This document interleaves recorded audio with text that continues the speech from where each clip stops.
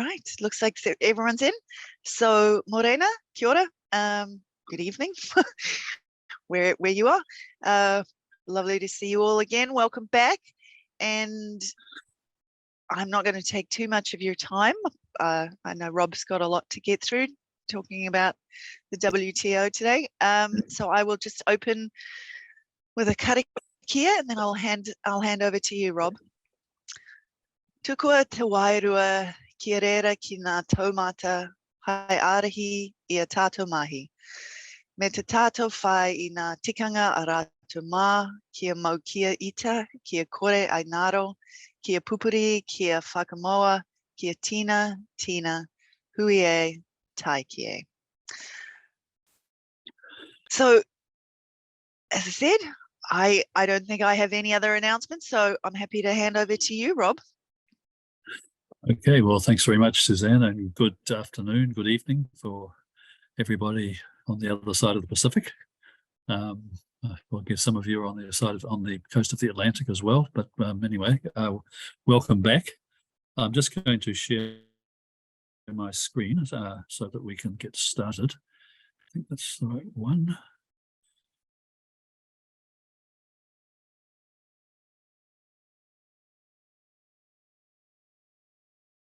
Oh, okay, hold on.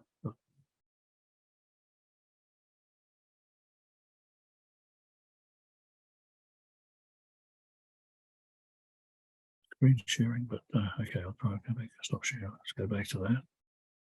Something went wrong there. Yeah, the screen. Right.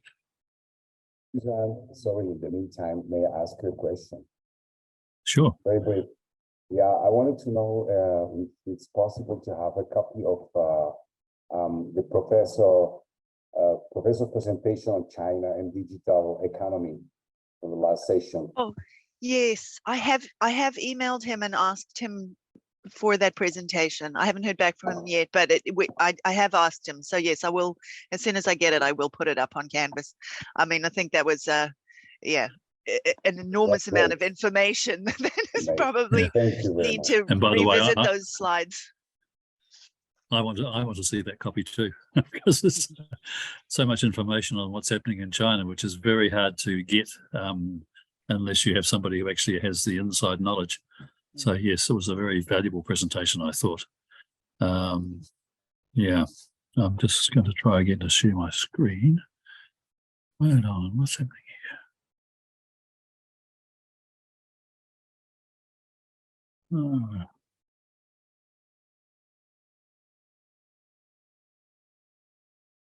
Am I actually a host, Suzanne? Because I'm not. My screen sharing is not working. Okay. You are. I am a host. Okay, let me just. All right. Okay. Here we go. Okay, I'm just going to have to make sure. Oh, actually, yes. Okay.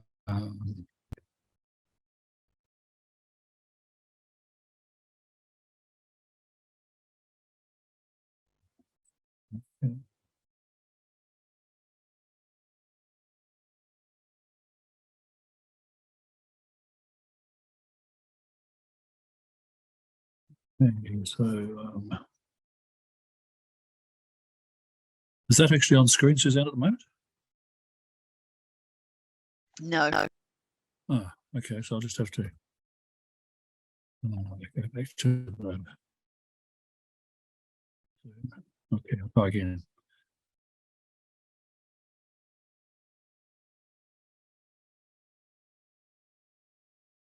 This time, hopefully.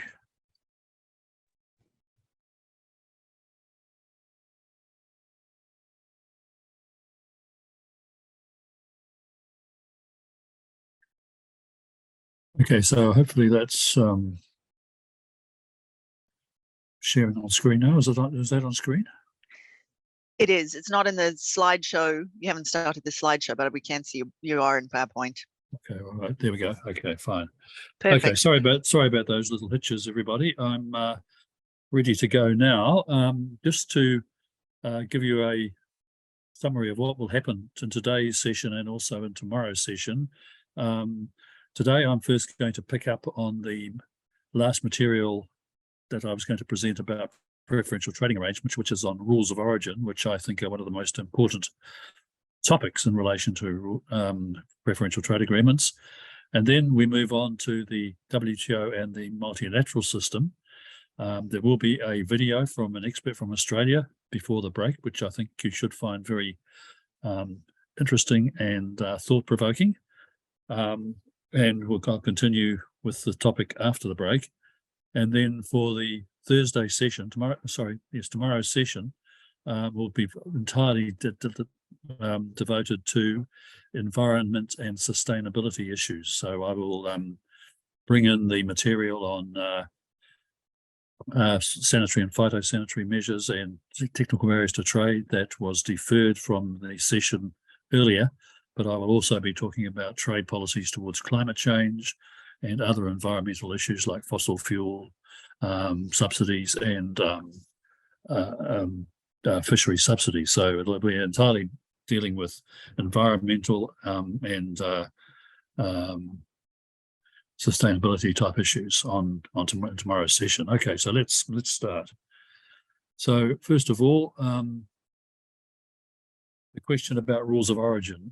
Why are rules of origin so important in preferential trade agreements? Well, basically because having established a preferential trade agreement in which countries have agreed to admit imports from their partners on a preferential basis, they need rules as to decide which exports from the partner are going to be qualifying or eligible for those preferences.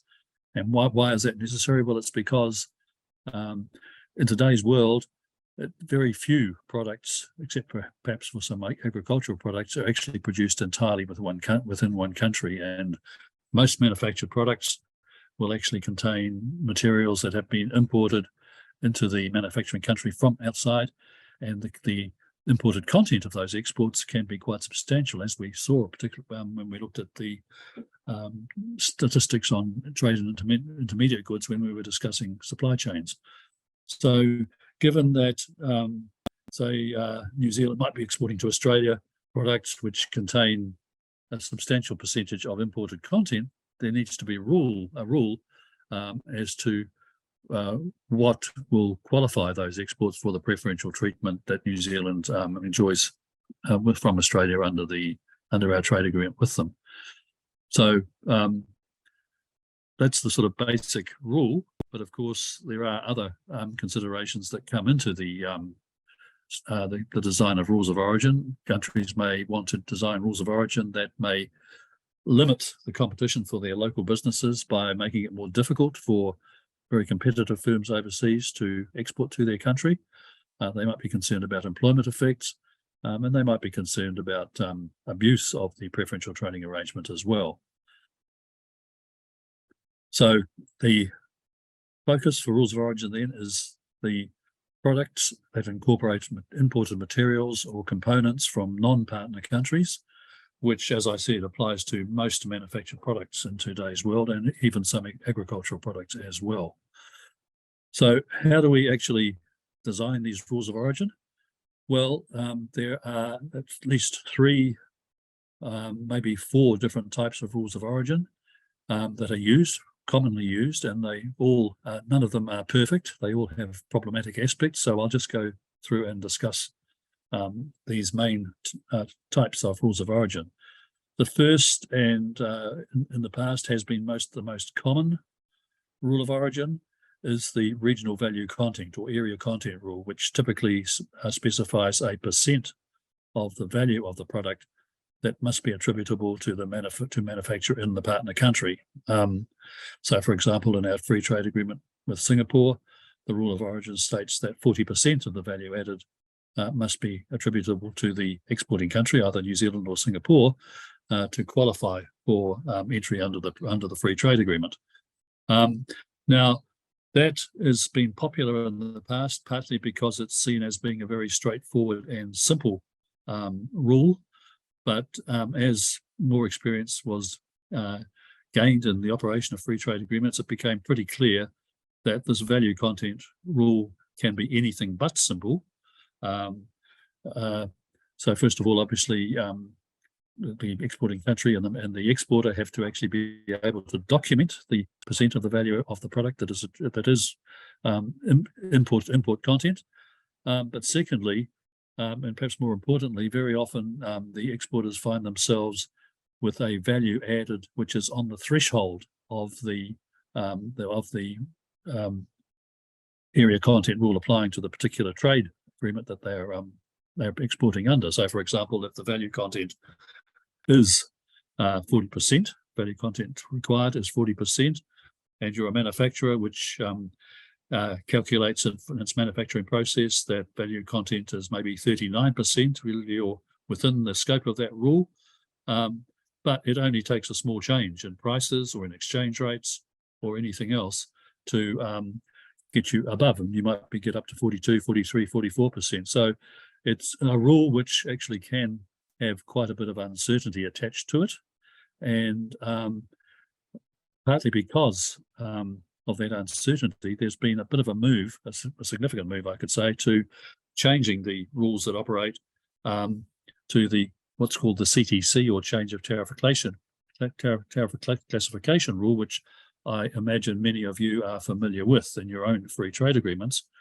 which essentially, in simple terms, specifies a difference in the customs classification between the imported imports and the finished goods.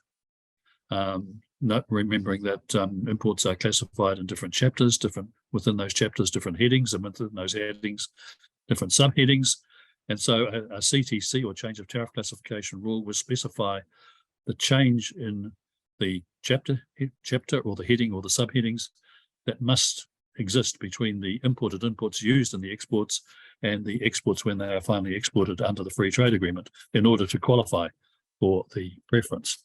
Now, these change of tariff classification rules tend to be very detailed, and often they run to many pages, sometimes hundreds of pages. And the criticism of them in the early days was that this was far too burdensome for companies to have to deal with all these hundreds of pages of CTC rules.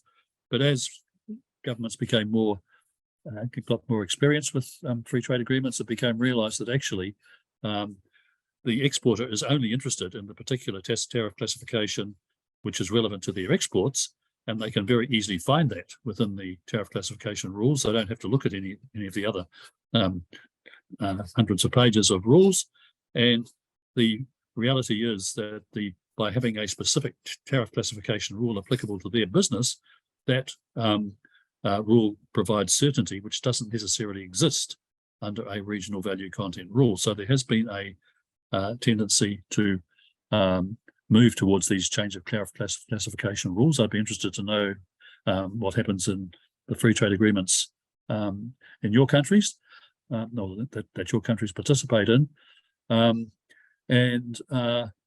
within that concept, there's also been a move from a more general specification of CTC rules, which are sort of specified as applying to all products, to product-specific rules, or PSR rules, which are the rules applicable to the CTC rules that are applicable to a specific product. And again, the benefit of that for an exporter is that they know exactly what the rule is applying to their product, and they will always know exactly what the tariff classifications are applying both to the products that they import and the products that they're exporting. So it's an approach to the rules of origin that provides exporters, in fact, with greater certainty. We also see rules that specify a particular process that has to be involved in the production of the goods for exports, and I would imagine that many of your countries have had experience of these, particularly the notorious yarn forward or triple transformation rules that the United States has in the past, and I think probably today still does, insist on using as the rules of origin for garment exports, clothing exports to the United States under free trade agreements. So the yarn forward rule essentially specifies that not only must the garment or the article of clothing be manufactured or produced in the exporting country, but the cloth has to be that's used in that in producing that garment or item of clothing also has to be produced in the exporting country. And even the yarn from which the cloth is made may be also required to be produced in the exporting country. That's the meaning of yarn forward. The rule may be specified as requiring a substantial transformation, but the yarn forward rule or the triple transformation rule specified the precise transformation that has to take place. And the purpose of that rule, of course, is to not only to protect the United States garment industry, to make it more difficult for the exporters in other partner countries to export to the United States, but it also creates business for yarn manufacturers in the United States and elsewhere, because in order to and cloth manufacturers, because the rule will actually specify that the yarn and the cloth has to be produced in either the exporting country or the importing country, which in this case would be the United States. And so some yarn manufacturers and the cloth manufacturers in the United States will get some quite profitable business from this particular rule. The other issue that I should mention as well is that this is an example of where accumulation in rules of origin can be really, really important, because accumulation means that where you have a trade agreement involving a number of countries and exporters in those countries are actually producing goods using inputs or imports from a number of the countries in the region, accumulation means that the final exporter to the export market within the agreement can actually count the value added or the change in tariff classification, not only applying to its particular processes, but it can accumulate all the qualifying content that has come from other members of the agreement as well. So, for example, if you might have an agreement which a product which is being exported from, say, Mexico, but it might be using material from El Salvador and Panama, and Panama might not be the right one, but El Salvador and Costa Rica, for example. And the accumulation rule means that all of the qualifying content from throughout those three countries that are involved in the production, or whose materials are involved in the production of the exported product, can count towards the qualification of the product under the rules of origin. And that kind of process started in the European Union. It was applied to exports to the European Union from bordering countries within the European Union had a particularly strong relationship, like the North African countries or some Middle East countries.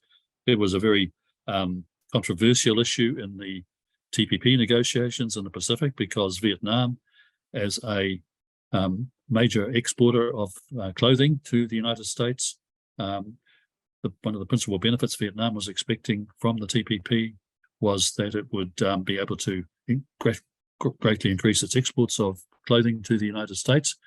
But for that purpose, it needed either accumulation, in which case it could use the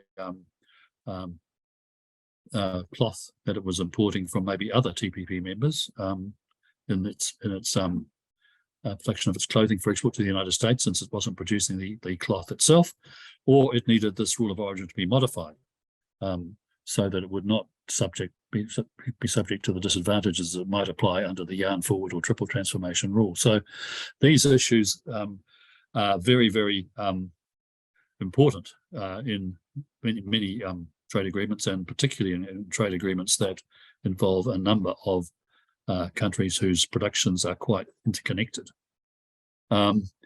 We also see now in some agreements where we have co-equal rules of origin, where the rules specify that qualifying content either under the value content rule or the CTC rule content will qualify. We see that in some of the ASEAN trade agreements in Southeast Asia. So there's quite a lot of development in rules of origin, making them more user-friendly, if you like, but also there are ongoing efforts by importing countries to design the rules of origin for purposes of maybe protecting their own industries, or in some cases perhaps shutting out supplying countries from the production networks that are involved in producing for the under the free trade agreement.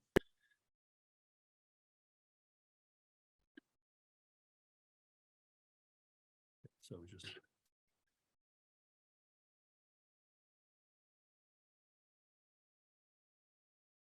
make sure I haven't missed a slide there.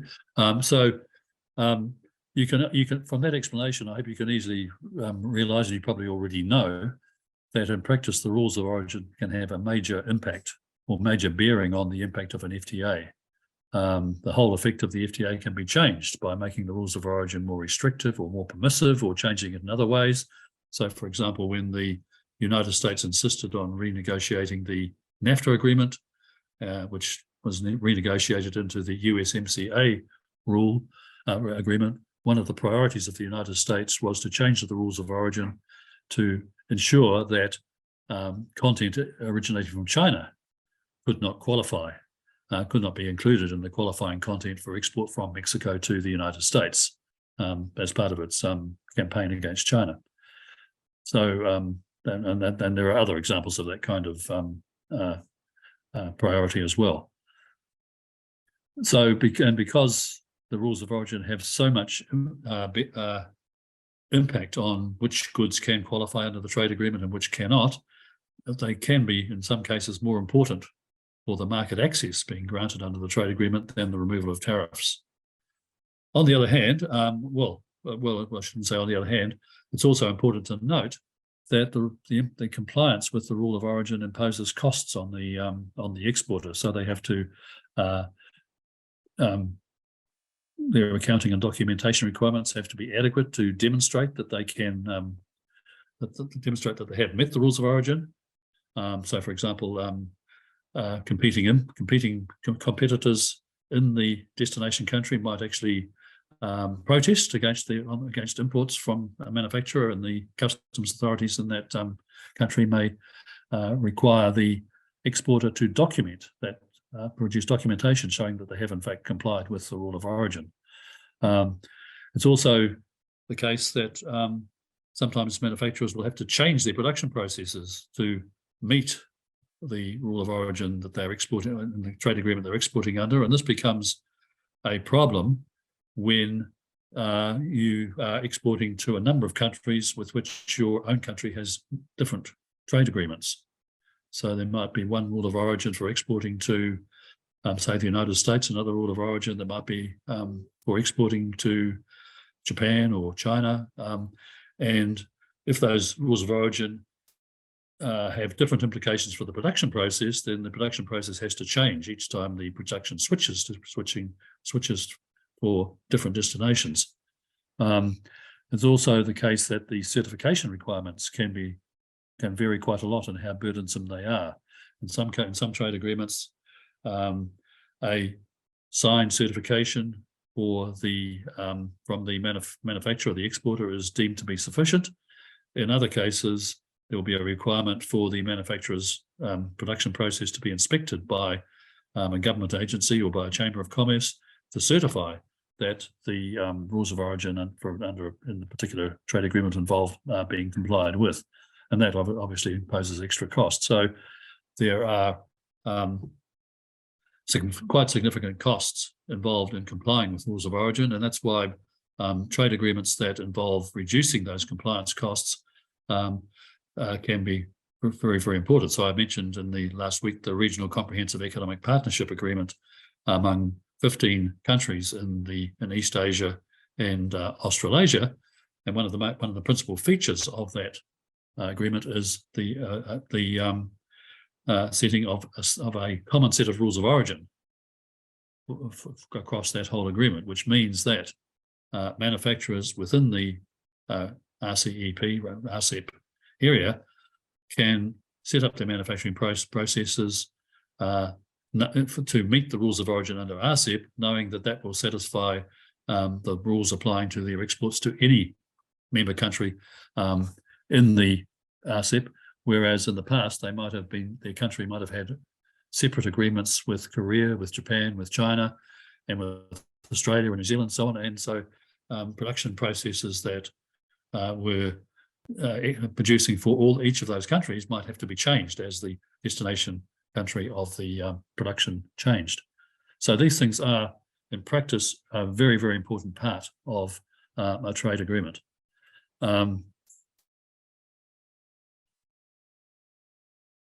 They can also, I mean, if they actually increase the costs of exporting, or new rules decrease the cost of exporting, they can actually affect the gap between the world price and the partner's export price, which, thinking back to the analytics of trade agreements and the difference between trade creation and trade diversion, it might affect that difference and therefore affect the what the economists call the welfare effects of the trade agreement.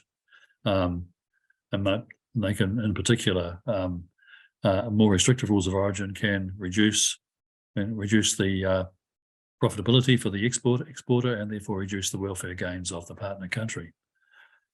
They can undermine the trade liberalisation under a free trade agreement because in some cases, it's possible, in some cases it does happen, that the cost of compliance with the rules of origin is greater than the value of the preference. And in some cases, the compliance might prove to be technologically difficult for the exporter, or even perhaps impossible. And also, if the rules or the way they're administered create uncertainty over the ability to maintain compliance on a continuous basis, that can also undermine trade liberalisation if exporters are not sure from month to month or year to year whether their certificates of origin are going to be accepted, or then they may think twice about developing exports to the country concerned. And I've already mentioned, I think, the importance of cumulation and plurilateral free trade agreements. That's particularly important where you have production networks, as we have in East Asia, where multiple countries might be involved in the export of a product from, say, Thailand to, say, Japan or to Korea. So to be able to accumulate the qualifying content across all the countries involved in the production of the item is very, very important in that situation.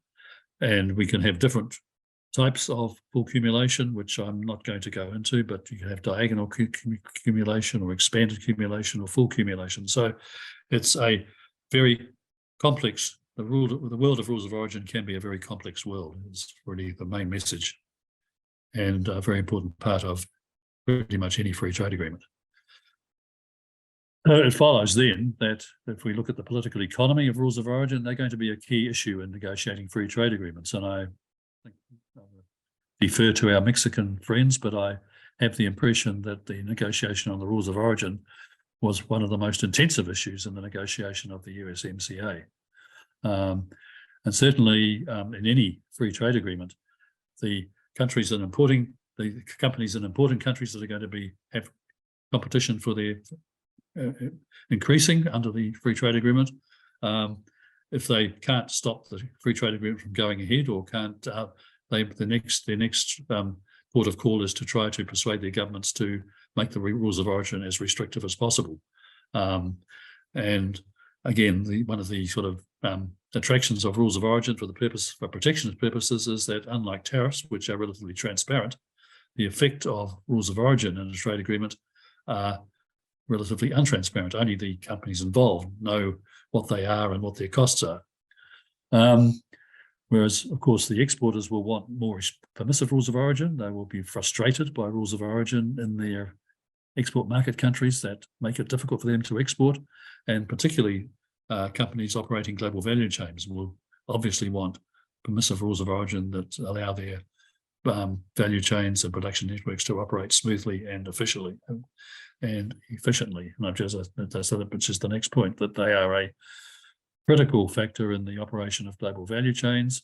And again, when the United States is in a policy mode where it wants to break up some global value chains and bring manufacturing back to the United States, seeking more restrictive rules of origin is one of the policy options it has in its toolbox to be able to do that. And as I've just mentioned, they can be used and have been used in agreements involving the United States, including with Latin American and Caribbean countries, to protect the position of their material suppliers.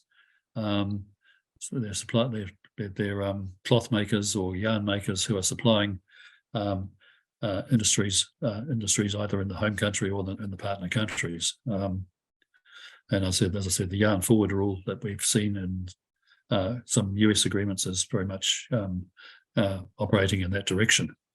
And it was, as I also said, it was a big issue between the United States and Vietnam in the TPP negotiations, although, of course, Vietnam in the end was very, very disappointed to find that the United States then withdrew from the TPP after it had fought very hard for provisions on rules of origin and other aspects of the agreement that would facilitate a big increase in its garment exports to the United States. I've already mentioned the renegotiation of NAFTA, the replacement of NAFTA by the USMCA. The purpose of the United States there was to either increase the United States content of exports coming from its partners, or at least to reduce the non-NAFTA content, or non-North American content, and in particular to reduce the China content of exports coming from its partner countries. And sometimes there were efforts to delete the concessions within the NAFTA agreement that had been designed to facilitate the integration of production.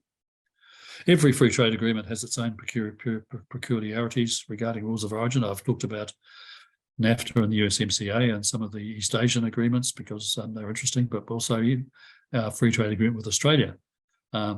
Rules of origin have in the past been a really sore point, or a really contentious point, between Australia and New Zealand, which eventually has been resolved by the introduction of those product-specific rules of origin that I mentioned. So where the rules of origin for each product are specified, and so that the exporters know exactly what they have to do to meet the rules of origin and the application of those rules to their own production. There can be cases where the rules of origin in new free trade agreements can disrupt integration in existing free trade agreements. A rather historical example now is that when the Australia entered into a free trade agreement with the United States, whereas producers of foodstuffs like biscuits and other things in Australia could quite freely use inputs like dairy products from New Zealand under the agreement between Australia and New Zealand, the rules in the Australia-US free trade agreement precluded the use of those New Zealand materials in the Australian exports to the United States. And I've talked about the problems in the textile and garment industry, but I think also another industry that faces particular problems in relation to rules of origin, I think our friend from Panama, mentioned this in a previous session, are the rules of origins for fish exports, which, for example, in the case of the European Union, and maybe the United States, I'm not so familiar with the United States rules in this area, but in the case of the European Union, the rules state not only that the fish must be exported from the exporting country and may be processed in the exporting country, but also that the vessels that catch them, in some cases, have to be owned and flagged by the exporting country, and maybe there'll be specification about what proportion of the crew or what positions in the crew have to be filled by personnel from the exporting country. So that can be a very restrictive, and has been a very restrictive set of rules of origin for tuna producers in the Pacific Islands, who are for whom tuna exports are important. They are keen to, they produce they have the tuna resource, but they are obviously anxious to add value to that. But these rules of origin involving vessel ownership, flagging, crewing, and so on, have tended in the past to count against that. And so this idea of global sourcing, where the inputs, in other words, the where all the inputs going into the processing of the fish, the catching of the fish, and all of that kind of thing can all be wrapped up into one single rule. Those are attractive if they are going to simplify and simplify the rules of origin for exporting fish. Those are going to be attractive to particularly small countries, exporting countries like the Pacific Island countries, who I have to say that although Central American countries may think that they are small, or with Caribbean, Pacific Island countries are microstates, and I guess some of our Caribbean friends will also be familiar with the problems of small island economies. Okay, so we now move from that. That's all I'm going to say about rules of origin specifically today. We now move to where do. Sorry, Rob, just before you move on, I just wanted to point out, Marcos has just put a question in the chat about Sure. Okay. to what extent the rules of origin are compliant with national treatment principle. Okay. Well, typically in the rules and the trade agreements that I'm familiar with, national treatment is applied to services exports and also to investment, but it is not applied to the same extent to exports of goods. That's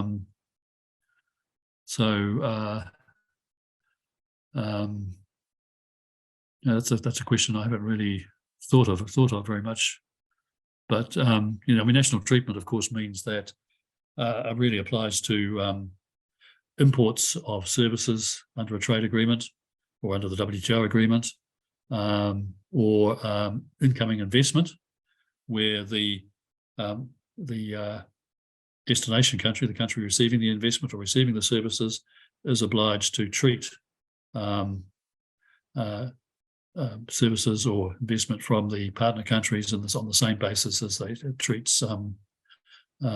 exports from supplies from their own producers.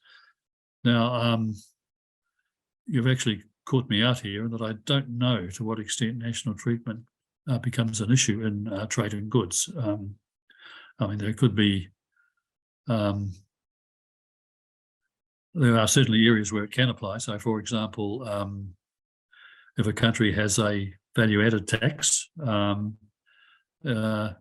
typically national treatment would require that the same value-added tax would be applied to imported products as the products from their local producers. So that would be an example of where national treatment would be important. But I don't have knowledge of any examples where the national treatment has become important in relation to rules of origin. But as I say, that could be a gap in my knowledge. But thank you for the question.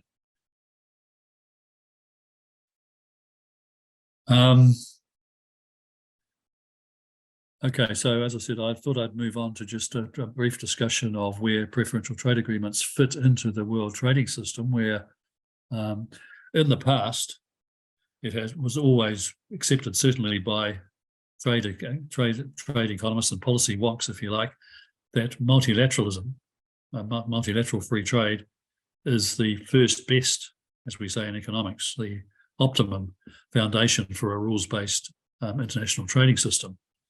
And so obviously preferential trading agreements are violating the fundamental principle of the WTO, and before that the GATT, of non-discrimination, and creating the kind of trade-offs between trade creation and trade diversion that don't exist or shouldn't exist in a well-functioning multilateral system. So for many years there was an inconclusive debate among trade economists and trade policy specialists as to whether preferential trading agreements were building blocks or stumbling blocks for a well-functioning multilateral trading system. In other words, did the spread of preferential trading agreements, could that be regarded as a step along the way to global free trade? Or would the provisions enjoyed by countries within these preferential trading agreements actually make them more reluctant to make commitments towards global free trade, for example, in the WTO, because they were doing very well.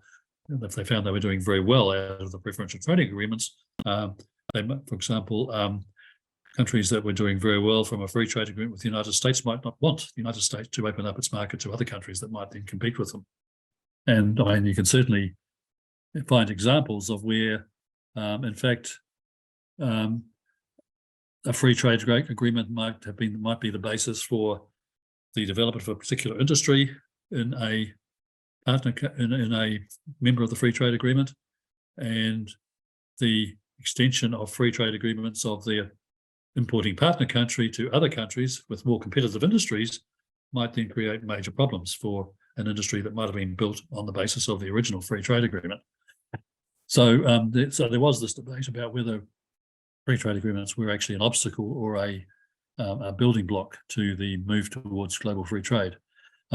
Today, of course, we have to say that, well, first best doesn't really resonate very much today, because we're very much in a second best world, or maybe third or fourth best world as far as the international environment for global trade is concerned. And as I mentioned in a previous lecture, the WTO has been struggling to reflect the new realities of international trade, because it hasn't been able to get agreement on the updating of its rules. And that means that most of the WTO rules and commitments applying to international trade have not been updated since the end of the Uruguay round, which happened roughly 30 years ago. And so we do have this pressure for rules to address the new issues that businesses face in international trade, and increasingly the demand for those rules is focusing on what some people call deep free trade agreements which go way beyond tariffs and quotas and look at what are called the behind the border issues that affect the operation of supply chains and global value chain, supply chains and production networks. So that's one point. The point against that, perhaps, is that the free trade agreements generally take WTO rules as their foundation, but they do go further and deeper. So in that sense, you could say they complement the multilateral trading system by, first of all, basing their rules on WTO rules where the WTO rules exist, but also going further and deeper. But even the free trade agreements, as we saw, as I referred to briefly in the last lecture, leave quite a bit of unfinished business, certainly in the area of services trade. Agricultural trade is very often, as we know, agricultural trade is very heavily restricted in multilateral trade and global trade, but even in free trade agreements. Agricultural trade is often a black hole or a black mark against the overall liberalisation, because there are often many exceptions to relating to agricultural trade, to the trade liberalisation that takes place under free trade agreements. And most of the countries that are blocking the freeing up of agricultural trade multilaterally or globally, also within their free trade agreements, also are very concerned to ensure that the trade liberalising provisions of the free trade agreements are kept out as far as possible from the free trade agreements. And that applies to the United States, it applies to Canada, it applies to Japan, Korea, it applies to the European Union. So all of those major, we might say, agricultural protectionist countries are concerned to maintain their protection as far as possible, even within their free trade agreements. Subsidies, well, it's big unfinished business in the WTO, but in free trade agreements even more so, because very often free trade agreements don't deal with subsidies, or if they do so on a quite limited basis. And similarly with state-owned enterprises, although one would have to say that state-owned enterprises, some free trade agreements have gone quite a lot further than the WTO has got. The WTO is still relying on provisions that were negotiated in the GATT way back in 1947. Some modern free trade agreements do go considerably further in dealing with the issues of state-owned enterprise. So that's that's some arguments there that say that free trade agreements may actually be building blocks rather than stumbling blocks, although the fact that they are so restrictive on agricultural trade, for example, and that they don't deal with subsidies limits the extent to which they can be building blocks. But it's also true that when you come to mega regional agreements like the RCEP and the CPTPP, or would have been even more the case with the original TPP, and now the African Continental Free Trade Agreement, these agreements are committing large groups of countries to a rules-based approach to international trade. So if we are saying that sort of one of the most fundamental requirements is to have a rules-based approach to international trade rather than a kind of, if you like, a law of the jungle approach, then these mega regional agreements are bringing large groups of countries together, committing themselves to a rules-based approach to at least to trade among their membership. And of course, when I make that point, it also has to be noted that when we talk about the RCEP or the CPTPP, the United States is missing from these initiatives, and so it is not being enmeshed to the same extent in a rules-based approach to trade, although it does have to comply with the rules of its existing free trade agreements.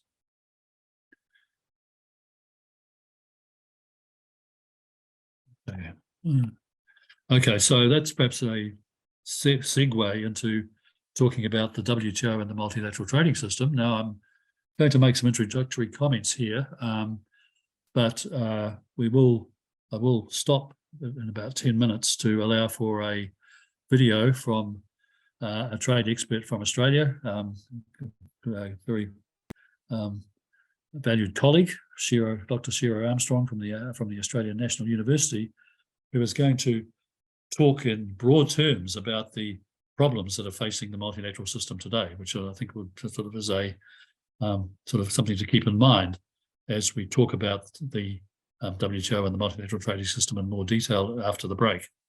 So let me just begin with a bit of an introduction by just perhaps reminding or just revising the story of how the multilateral trading system has developed. It basically originated from something called a Bretton Woods conference towards the end of the Second World War, where the soon-to-be victorious powers discussed changes that could be made to the governance of the world economy that might eliminate the possibility of the kind of developments that had taken place in the 1930s, which were considered to be some of the factors that led to the Second World War, when the sort of general attitude at the end of the Second World War was never again. We must never let this happen again. Of course, now we are seeing it happen again in Ukraine, but very much the setting up of the multilateral, or what became the multilateral trading system, and also the World Bank and the International Monetary Fund,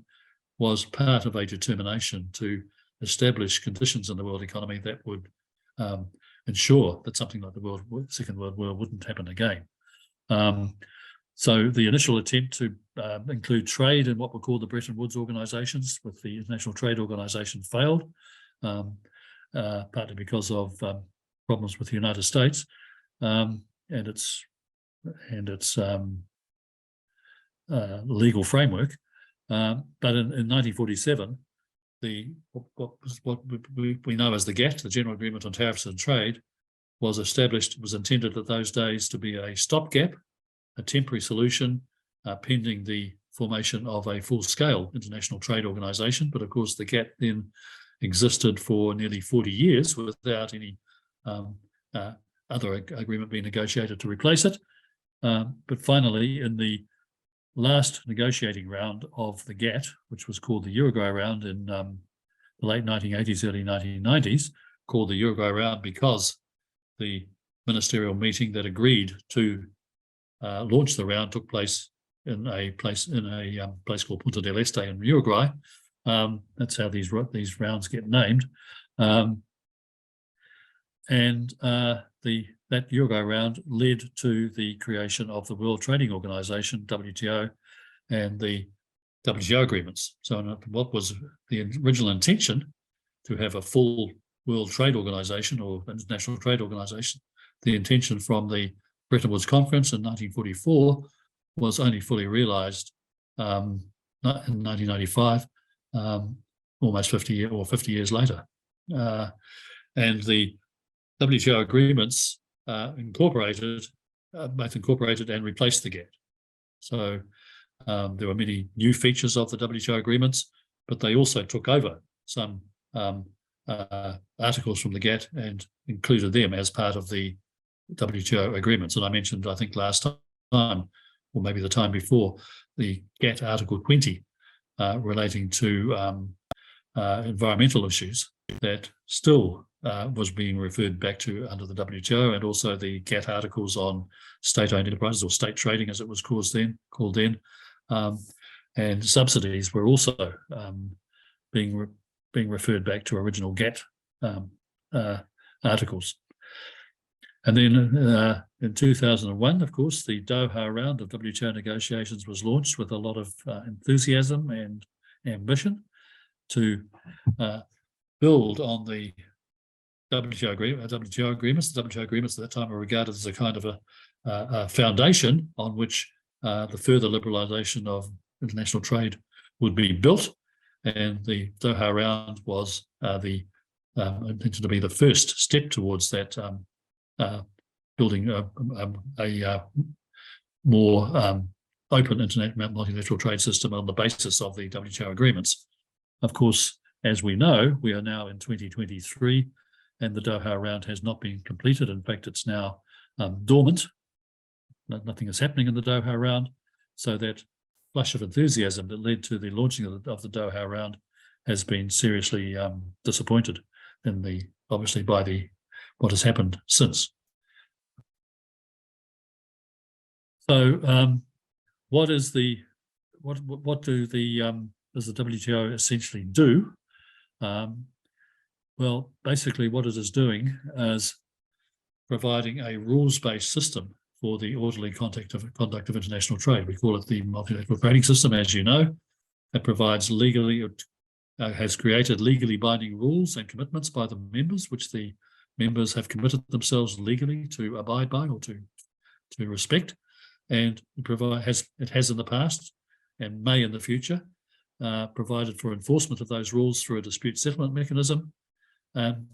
Those two features, the rules and commitments and the provision for enforcement, places constraints on governments' freedoms to use particular trade policy instruments which are not consistent with an open international trading system. So the rules and the likelihood or possibility that they will be enforced if they're not kept is basically it's incorporated among the parameters for domestic policy making in the member countries. There's also an expressed intention to progressively reduce the barriers of trade. We'll talk about that a little bit, perhaps shortly, or maybe after the break. How the intention was that there would be successive rounds of negotiation that would reduce trade barriers further. And another important feature, which doesn't get so much publicity, is the transparency in trade policies, which is provided by the Trade Policy Review Mechanism, which is a review which calls for a review of the trade policies of member countries on a regular basis. The time intervals differ for different countries. For big countries, I think the Trade Policy Review takes place, I think, every 3 years. The Trade Policy Review for developing countries every 7 years. But essentially, that is a review of the trade policy of the member concerned by an independent expert, which is then presented to the full membership as a snapshot of the trade policy of the member country concerned, which provides other members with an understanding of what the problems might be, what areas the policy, the trade practices of the country might not be WTO consistent, etc., etc. Now, the GATT originally had 23 members, mainly industrial countries. The WTO now has 164 members, of which the majority are developing countries. So that has obviously big implications for the dynamics within the WTO. So you have obviously, first of all, negotiating agreements among 164 members is a really big challenge. But also the interests of developing countries and developed countries often diverge. And whereas the developed countries have tended to, as we say in English, call the shots in WTO negotiations, developing countries are by far the more numerous. And while, as we'll see, their consent is required for any agreement that's reached, because the modality of the WTO is that agreements have to be made by consensus. They have in the past, we've in the past found that the developed country members have perhaps had an outsized influence on deciding what's going to be agreed. The developing countries have more and more pushed back against that and tried to insist that their interests should be considered to a much greater extent, and that is one of the ongoing issues in the WTO. And of course, it's not simply a matter of developed against developing countries. Within each group, there are countries which have very different interests. So, for example, you have the major industrial countries, you have agricultural exporting countries in both developed and developing countries, you have small vulnerable economies, you have large developing countries like China. So the range of interests that is now exists among the WTO memberships is very, very wide, which is obviously a challenge when you are trying to negotiate progress in something like the Doha round. Okay, so there is, but on the other hand, obviously, there is a demand for membership of the WTO. The membership, the 164 members of the country, cover a very large part of the world, and there are only a small number of countries that now do not belong to the WTO, which is shown in yellow in that map. So it is almost a truly global institution. The yellow shaded countries are actually in the application process to be what we call the accession process for joining the WTO. Although I don't think many of those accession processes have proceeded to conclusion, and really only the grey shaded country is the only one that is not actually, well, the only one that shows up on this map. There may be some smaller ones that don't show up, but it's only of course, North Korea over there again. I missed that. But there are very few grey shaded countries that are not either members or in the process of trying to become members of the WTO. Okay, so I'll finish here with this slide, because I think, given that, as we know, there are so many problems in the WTO, the Doha round has failed, there are sort of enormous tensions and conflicts among its members over trade. And many commentators from time to time despair over the WTO. But I think it's important perhaps to remember why the WTO has remained important, even though the Doha round has stalled and there are so many problems in the WTO. It's first of all the case that the WTO rules and commitments, even though they were made many years ago, they continue to regulate many aspects of international trade. We're still relying on those rules and commitments for the day-to-day conduct of many aspects of rules of international trade.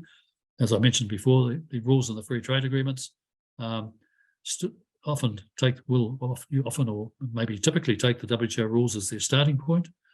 They will sometimes still find it necessary to use the WTO dispute settlement process. So, for example, when New Zealand and Australia had a dispute over exports of apples, which you might think of New Zealand and Australia can surely sort out issues among themselves. Well, they couldn't. And the only way that issue could be resolved was take the issue to the WTO. And that's also been the case, for example, between the United States and Canada from time to time. It was partially successful, I would say, in holding the line against protectionism after the global financial crisis by setting up a monitoring process to monitor moves towards protectionism by member countries, and with the aim of that the naming and shaming of that would deter countries from moving to wholesale protectionism. And that monitoring process operated alongside a private monitoring process operated by a group called the Global Trade Alert, but the WTO monitoring process was the one that was actually agreed by the WTO members. The trade policy review mechanism still does provide support for transparency and implementation of commitments, and it did demonstrate its potentially important role in the international trading system during the COVID-19 pandemic. So the WTO did play a quite valuable role in responding to the COVID-19 pandemic.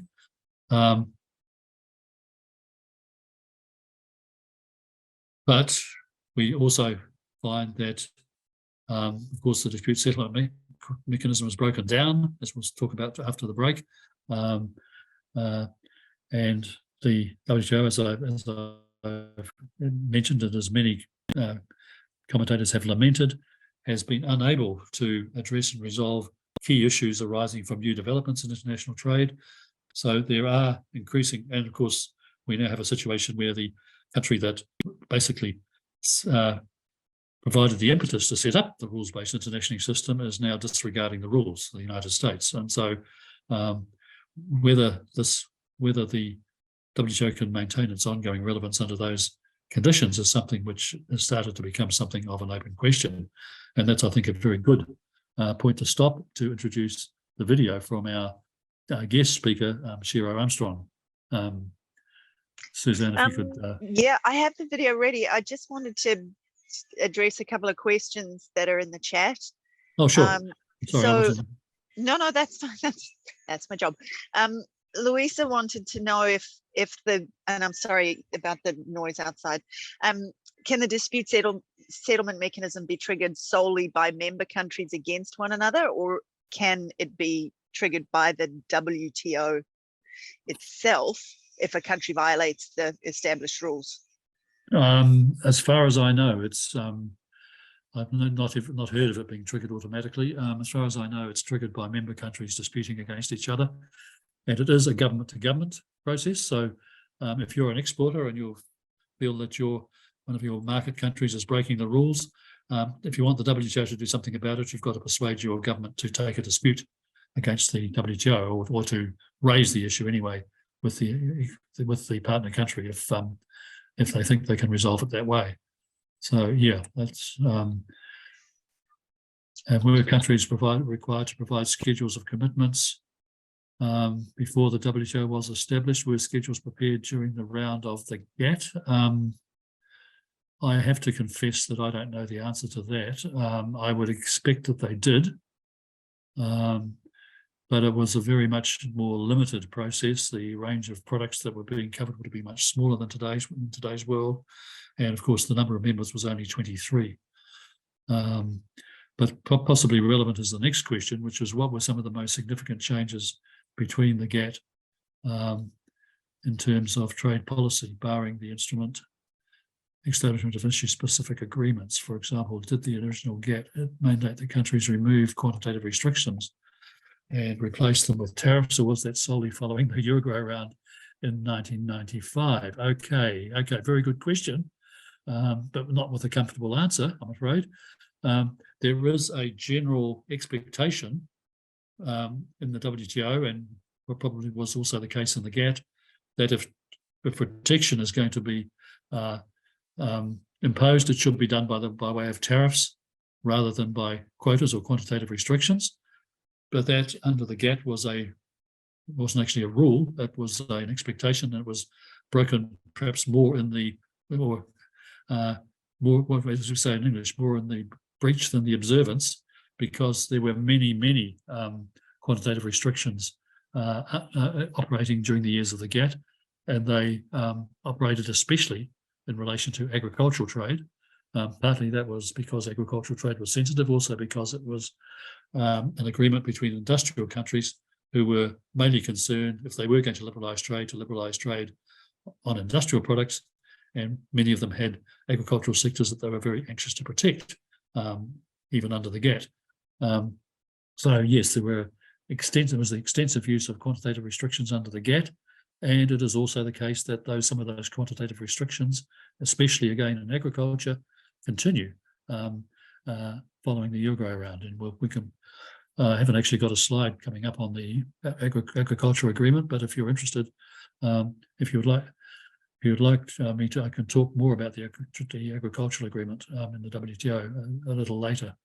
I'm not sure if we'll have time today, but certainly agriculture is always a sore point in trade negotiations, and that's the case in the WTO. Not perhaps as much as it was in the GATT, because the WTO agreement on agriculture did make quite considerable progress, but it certainly didn't remove all of the obstacles. It was very far from removing all of the obstacles to agricultural trade, as my country and many of your countries will know only too well. Okay, so sorry I took a bit of time with that, Suzanne, but they were actually very good questions. Very happy to try to answer them. And maybe we can have Shiro now. Yes.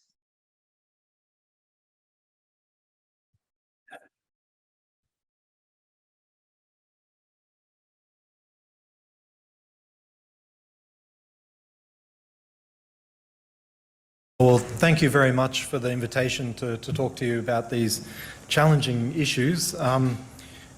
Look, I want to really take a step back and reflect a bit, I think, and connect a bit to what was talked about in the first panel.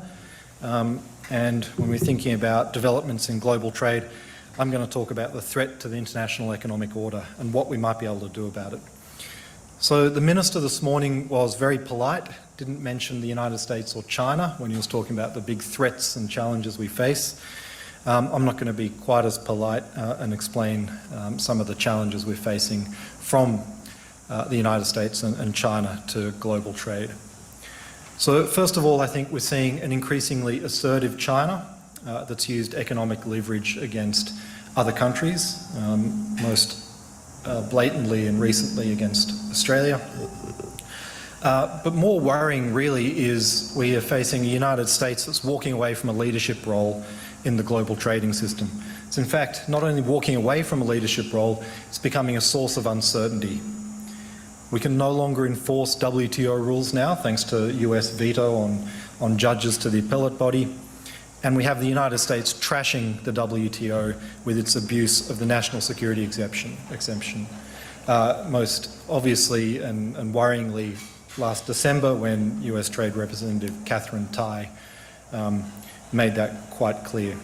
So we've got a US administration that's moving from multilateralism to minilateralism, and minilaterals or regional agreements that are exclusive of China. This is different from the TPP, Trans-Pacific Partnership era, where the United States still doubled down on the WTO and multilateral trade, but now as a threat to the global system, focusing on things like IPEF instead as a substitute. And of course, we have strategic competition between the United States and China. Add to all of that and the challenges that the Minister mentioned, of course, WTO rules are out of date, and the regional and plurilateral agreements we have are patchy in their coverage and their membership. So this is a big threat, I would argue, to our national and global prosperity. I think the bilateral and regional agreements we have that do make up the multilateral trading system, it's important to recognise that these are built on top of the WTO, and these create the system as a whole and the scaffolding that holds our economies together. And our part of the world in East Asia relies on this multilateral system more than any other region in the world because of the economic ties that have helped us manage, and I say us collectively, think about Northeast Asia and Southeast Asia, manage relations between states that have systemic political differences, unresolved history, political rivalry, and so on. And Japan and China, a case in point. Third largest trading relationship in the world, second and third largest economies, and until recently have only operated under a WTO framework. RCEP brings them into an agreement for the first time. The worrying thing now, and what I want to just focus on, is partly what's happening to trade and to thinking about this in security terms, and then come back to reassert the strategic value and security value of the WTO and multilateral system. Because I think it's quite clear to recognise, and it was touched on in the first panel, we now have security considerations starting to affect economic considerations, if not dominate them.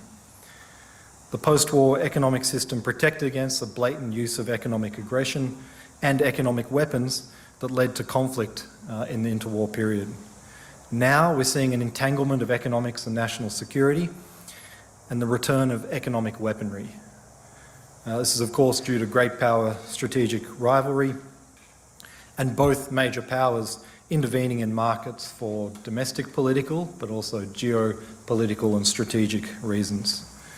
So we're hearing more and more about the weaponization of trade, securitization of trade, weaponization of interdependence and geoeconomics, the use of economic tools in pursuit of geopolitical objectives. Of course, as Kristen and others have mentioned, we're seeing friendshoring, protectionist industrial policy, technology decoupling, and the worry is if these trends get worse, we could be seeing a China that's not as deeply integrated into the global economy. And just the question in the first panel about what kind of China we want to see in the future, I was at involved in a roundtable last year with a senior Chinese strategist who posed this question: what kind of China do we want to see in the future? We have to be very careful we don't end up with another North Korea, but 1,000 times bigger. A China that's not deeply integrated into the global economy scares me greatly. We're in a world where positive-sum economic exchange is becoming viewed as zero-sum or even negative-sum. And what I mean by that, of course, with the weaponization of trade and interdependence, interdependence is seen as a vulnerability, not a source of prosperity and a source of security. Just think about economic competition. It's about making yourself better. For a country, it's about improving education, improving productivity, improving competitiveness. Security competition is about undermining the perceived enemy. And in the process of that zero sum, it could be negative sum, also undermining yourself and unleashing measures of self-harm. Now, I think this is a false binary and a false dichotomy that we're in danger of realising and living out. Our interactions in the region between other countries, big and small, of course, are mixed interest games, a mix of positive and zero-sum games, and we need to keep that in mind. So just with a few minutes left to talk about what we can do about it, and I think this will be the topic of discussion for the rest of today and tomorrow. I get another bite of the cherry tomorrow to talk about the regional trade aspects of this. But I think what I want to focus on to end this is just to emphasise and explain the security value of the WTO and the multilateral system. We're at risk of not recognising the peace dividend from economic exchange and just seeing the zero-sum aspects. Now this, of course, is hard when the United States is trashing the system and we have great power strategic rivalry, but the rest of the world is pretty big, minus China and the United States. And I think it's pretty important to protect multilateralism and system preservation and reform of the system. And this is important, not just strategically, I think, but we can look at parts of our world where we talked about choices Australia is trying to avoid making and how Southeast Asia has not been having to make these choices, wants to avoid making choices between China and the United States, security, economics. Multilateralism can preserve this policy space, preserves policy options, and diffuses economic and political power. If you need to see where this is being effectively still, where this is still effective, I think you don't need to look further than ASEAN in Southeast Asia. So I think what can small economies like ourselves, small open economies, do faced with all these big challenges? Well, I want to, of course, talk about the importance of rules, but importantly, markets, international markets, and how they can protect us. And here, I think we can draw some lessons from the recent trade sanctions that Australia has faced from China, and the ability of Australian exporters to find alternative markets. That was all due to having an open multilateral trading system and other markets being open for Australian exporters to adjust to. Of course, it was crucial, and another necessary condition was to have flexible markets domestically. Flexible labour markets, flexible exchange rate, and flexible economy. It's the multilateralism that diffuses that external power, or the economic and political power, and becomes a source of resilience for countries like Australia and New Zealand. Multilateral system and open contestable markets blunt the use of economic weapons and reduce the costs for those targeted countries like Australia in this case. Unilateral sanctions have unintended consequences, and they often backfire. So I think you can look at a lot of episodes of unilateral sanctions and more broadly bigger sanctions that are used beyond pretty narrow definitions of trying to preserve peace to geoeconomic weaponry or for coercion, and there are very few cases. I challenge people to find cases where they've succeeded. Quite often they backfire economically and politically, or both. So that's the security value of the open multilateral trading system. And it's not just about the rhetoric about the WTO and having someone in Geneva negotiating. This is where we need political capital, political will to defend the system. And for small open economies, it's not just the rules, of course. The case of Australia shows us its integration into these markets that can protect us.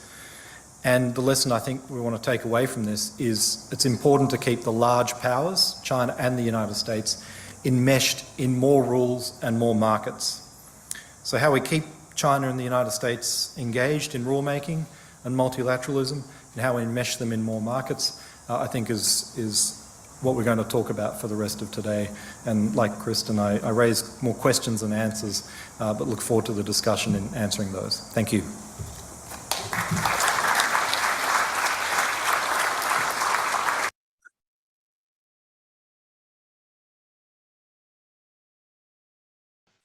Right. Well, I hope you were as impressed as I was by that talk.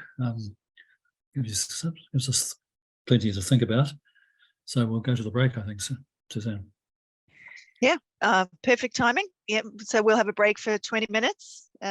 So yes, we'll see you back here at 22.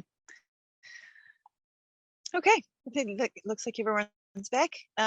Unfortunately, we seem to have temporarily lost Rob. Hopefully he will be back soon. But we'll carry on with the report back in the meantime. So room 1, who's your spokesperson? It's me. Hello. Louisa. Okay, so I would like to start by saying that our group was made up of Colombia, Peru, Brazil, and Panama, which is me. So I'm going to start with Colombia. So the main problems that Colombia is facing, and you can correct me if I did not get it right, is that it's a small country in comparison to the rest of the countries that are members of the WTO. So it's a small country in a big organization, and the Colombian government wants to make or promote a stronger LAC region in the WTO, and also get the support of other regions like Africa in certain discussions, such as climate change and other negotiations that are still ongoing on some outstanding issues, such as the fisheries agreement that was adopted in MC12. And if I'm not mistaken, what you said, the Colombian government wants to reinforce their positions in the WTO. And some of the Colombian government's priorities are patents, but I didn't get much information on that. Maybe you can expand if you would like. Food safety issues also, and the fact that GRULAC, which is the regional group of Latin American countries in the WTO, is not working very well, and Colombia feels like they do not have enough say in the decisions made amongst GRULAC members. And also regarding the main developments for Colombia, again, the fisheries agreement, which was signed obviously by Colombia, but is due for a long process of ratification or approval domestically.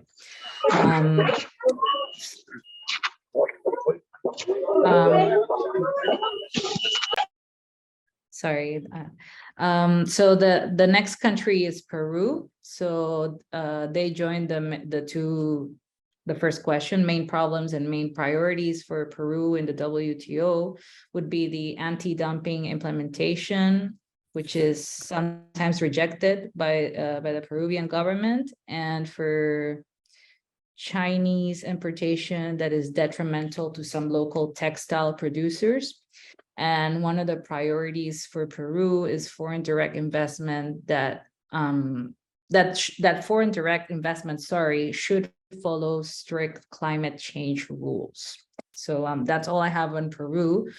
On Brazil, I have a bit more. So the main problems were the functioning or operation of the dispute settlement mechanism. Brazil still has 5 cases in 4 different sectors in the dispute settlement mechanism. Also improving the regular work at the WTO, such as trade facilitation agreement implementation, negotiation methods, and TVT and SPS notifications. Also, the improvement of the rules to modernize the TVT and SPS agreements, moving forward on an e-commerce agreement, trade and sustainability, facilitation of trade and services, small and medium-sized companies, special and differentiated treatment, and commerce and health. And one of their priorities, if I'm not mistaken, is also the legal pillar, which is to improve aspects of the dispute resolution and the work of arbitrators in this body. And a recent development in the WTO that is important for Brazil are the MC12 results, especially the re-establishment of the dispute settlement mechanism, in full operation until December 2024. So that's what I have for Brazil. And finally, Panama. I would have to say that the main problems we have with WTO are mainly compliance with WTO commitments, so ensuring that our domestic laws and regulations are not challenged, that are continuously updated. Also the risk of trade disputes, because they're very time consuming and resource intensive, and we're a very, very small country. And that demands a lot of time and effort from a very small group of specialized people. And also, I would say one of our main issues is the diversification of our exports, because we have a very narrow export base. We're a mainly service economy. We provide logistics and financial services, and also the Panama Canal, which is our main service to the world. And well, so the main priorities are for Panama and the WTO are sort of linked to these problems as well. So the main priority for Panama is particularly to diversify its exports, to promote value-added products and services, and supporting small and medium-sized enterprises. Also advocating for developing country interests, because as a developing country, we prioritize the protection and promotion of our interests in those other developing countries within the WTO, which includes advocating for special and differential treatment and addressing trade-related development issues. And regarding the recent developments in the WTO that are most important to Panama, again, I would have to emphasize on the WTO agreement on fishery subsidies that was adopted in MC12 last year, which is a major step towards ocean sustainability, but that still has some outstanding issues that need to be addressed in MC13. Because as a country with a significant fishing industry, we have a huge stake in the implementation of this agreement. And also, because we are a service economy, the e-commerce negotiations are very relevant to us, because it's a country with not only a service economy, but a growing services sector and interest in promoting digital trade. We may benefit very highly from these negotiations, and it could lead to improve market access and reduce barriers to e-commerce for Panama. So that would be it from room 1. Thank you. Wow, that was that was very extensive. I'm very impressed you managed to get through so much in the not particularly long time you had. Thank you, Luisa. Room 2. Okay, good day, everyone. Hey, Jenny. Yes. So we lost Sophia during our breakout session, but so it was just Marcus, Pamela, and myself. So from Marcus, he said that the main issue for Brazil is to minimize the use of industrial and agricultural subsidies, and the main priority is to restore the WTO appellate body. To answer the second question, the successful conclusion of negotiations on services domestic regulation has been the most important recent development in the WTO for Brazil, and that is because Brazil does not have a significant presence in the global trade of services. Pamela spoke about the ratification of agreement on fisheries subsidies, promote discussions in the Committee on Agriculture related to agricultural subsidies, and the appointment of the appellate body members. For Grenada, I believe that Grenada's ability to adapt to the change in rule would be the main problem. As we know, the WTO would have to come up with a new set of rules to adapt to digital trade. How we are able to adapt to this is a big issue for us. In terms of main priorities and recent developments, Grenada wants to increase its applied CT tariff rate on certain key items to the WTO bound rate. We want to implement anti-dumping legislations to deal with instances of dumped products by foreign companies which compete with the domestic industries. Thank you. Thank you. Yeah, it's interesting how much the fisheries issue is coming up again and again for so many of your countries. Group 3. I'm sorry, I was wondering if I could go later because I ran out of battery from my iPad, so I'm trying to get it on so I can take the notes I had. So could I be next? Yeah, no, sure. Thank you. And sorry about it. No, that's fine. So room 4 then.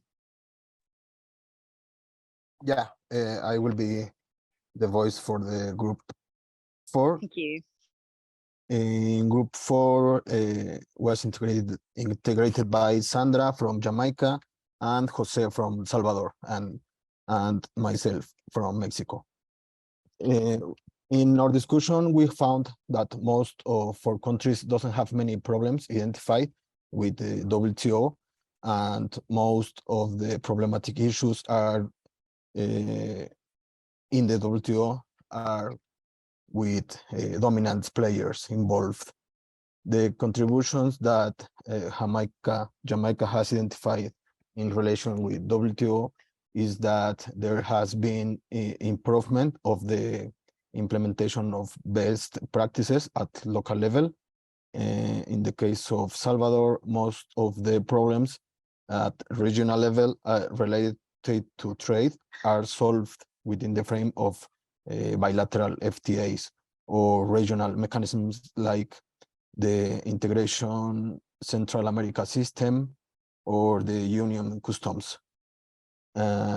Regarding this point, something similar happens in Jamaica with CARICOM, that most of the problems are trying to be solved at a regional level.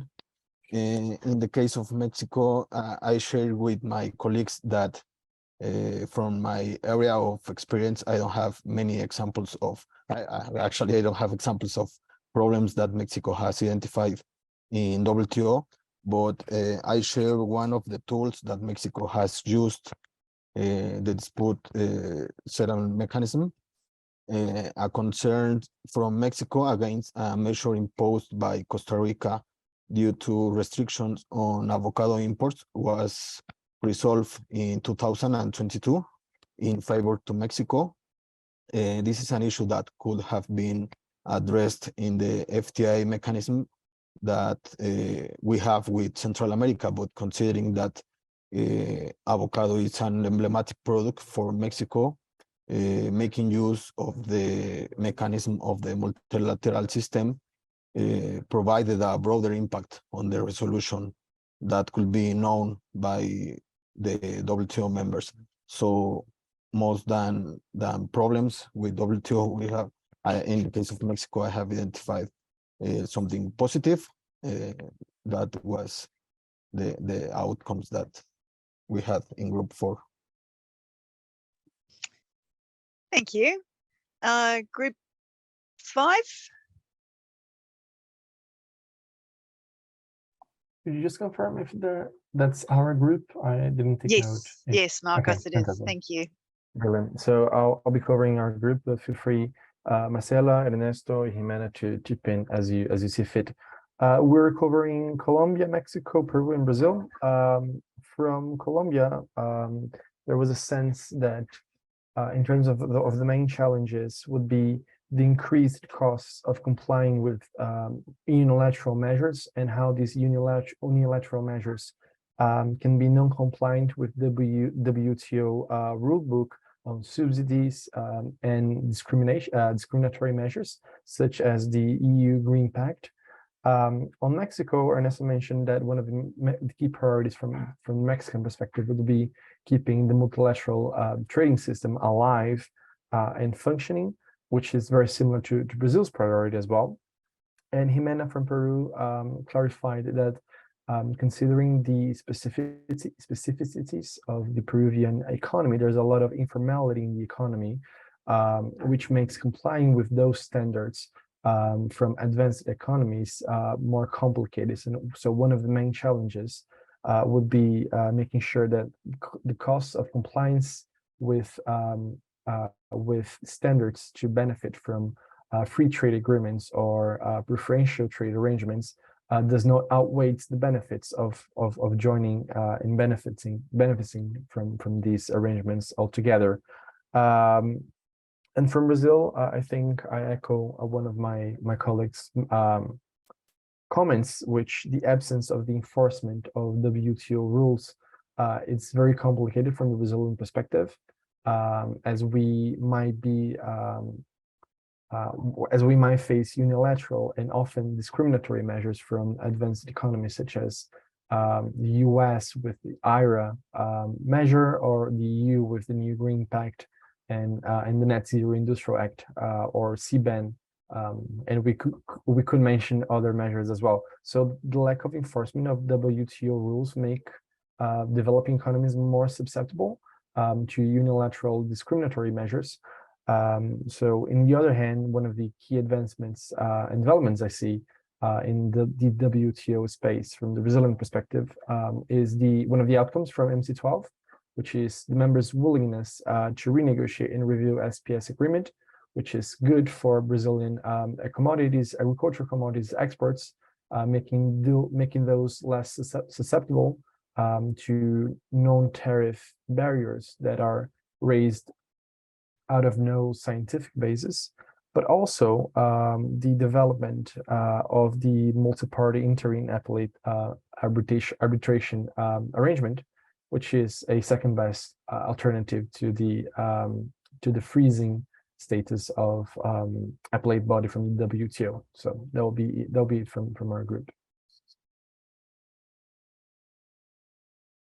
Excellent, thank you. Anna, how are you doing? So I could get 4 out of 5 comments. So but actually I don't see our colleague from Jamaica online anymore, so I couldn't ask her for to send them again. But well, sorry, I'll try and do it, and then I can just send them just when I can turn my iPad on again. Sorry. So our group was made up from Alicia from Argentina, Chanel from Grenada, Javier from Guyana, myself from Mexico, and also our colleague from Jamaica, who I don't know if she's here anymore because I couldn't find her, and I didn't type her name. I'm sorry.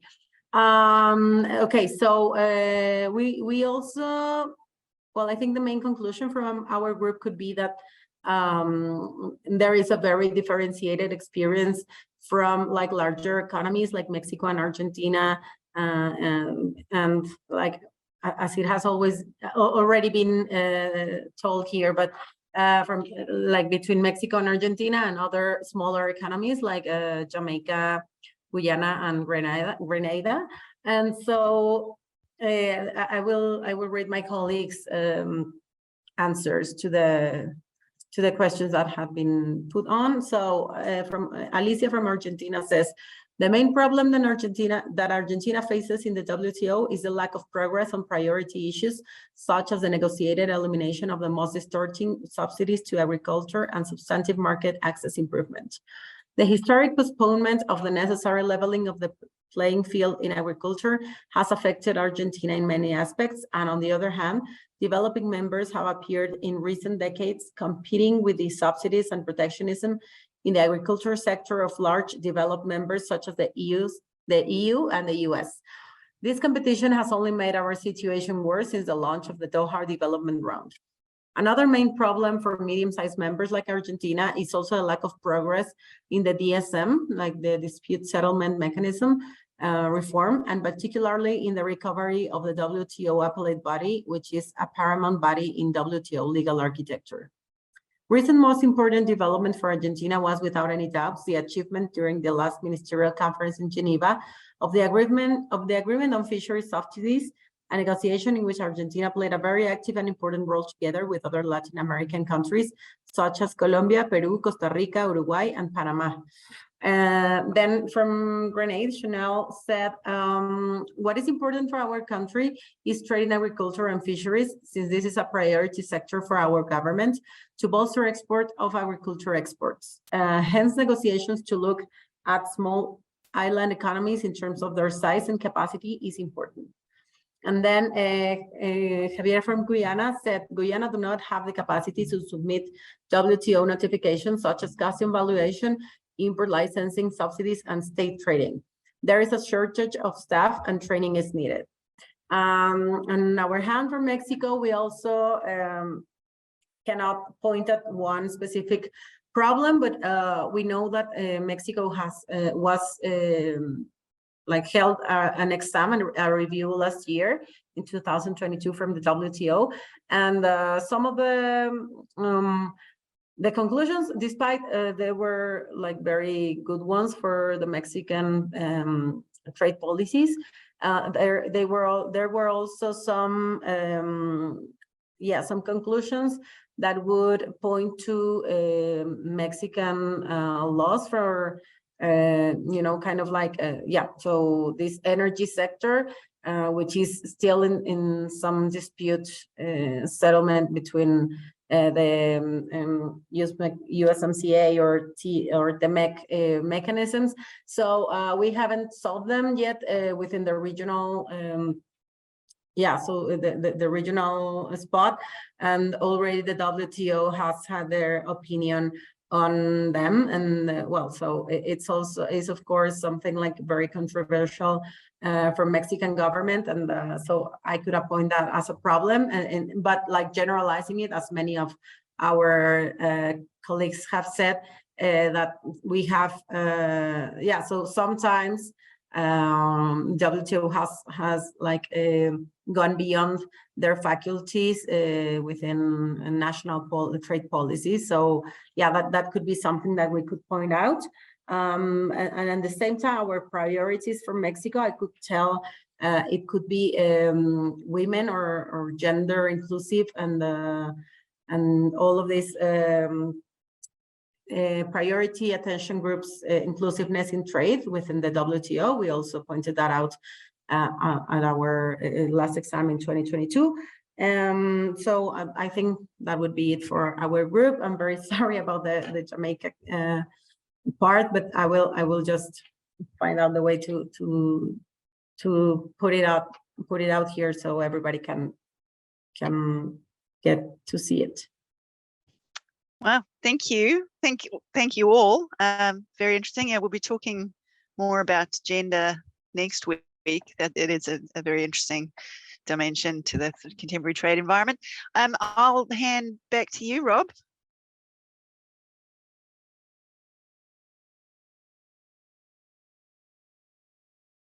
Rob, you're on mute. Right. Thanks very much, everybody, for your contributions. Anna, I was very glad you could make yours known because they were very interesting from your group as well. I'm finding your experiences and ideas extremely interesting, and I hope that you're also finding it very interesting to share your experiences and your views with each other. So I will now move on. Hopefully we'll pick up some of the things that you said in your reports back and the rest of the time that we have. I'm going to pick up the where we left off at the end of before the break. Okay, so that didn't. Yep, here we go. Okay, so we'll continue talking about the WTO, and I'm conscious that there are a huge number of issues here that we are not going to have time to address either at all or in the detail that they perhaps deserve. But I will try to make a few points that would probably resonate with some of the comments from some of the groups that you reported back. So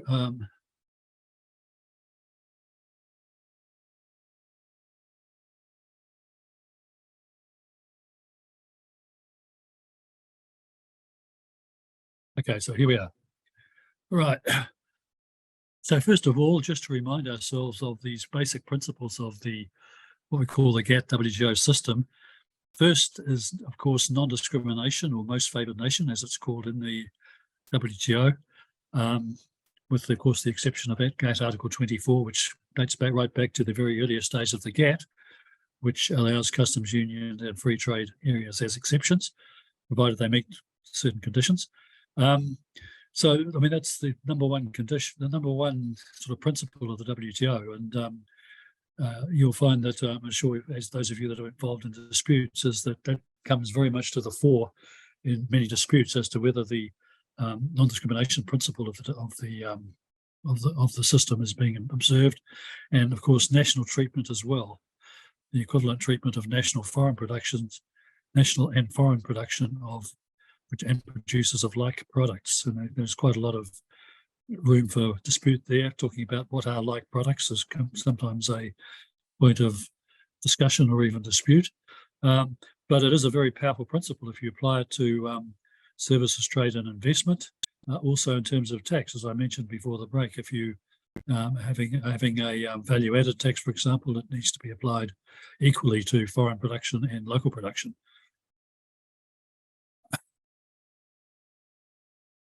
We just perhaps remind ourselves of why non-discrimination is beneficial. It's basically allowing, first of all, on the import side, and ensuring that countries will obtain their imports from the most efficient sources at the lowest prices, which is a benefit to the importing country, even if it's not even always seen that way by the importing country government or some of its businesses. It also allows, multilateral trade can be achieved on a non-discriminatory basis. It allows countries to fully exploit their comparative advantage. So importing at the lowest cost, exporting to the most advantageous markets. The reality, of course, is that nothing's perfect. All trade patterns are distorted by protections. So essentially, multilateral trade on a non-discriminatory basis in the real world is maximizing the gains from trade for a given pattern of production, which can't easily be changed, but it falls very certainly falls short of fully realizing all the potential gains for trade that could be achieved if protection didn't exist. I think it's very important that's also been highlighted, I think, in some of the comments from the groups, that we need to emphasize the difference between a rules-based system, which is the intention of the multilateral trading system, that it should be a rules-based system, and power-based systems, where power-based systems, you're going to get a political outcome that is going to favor the more powerful players. And I've included a quote here from a very famous text.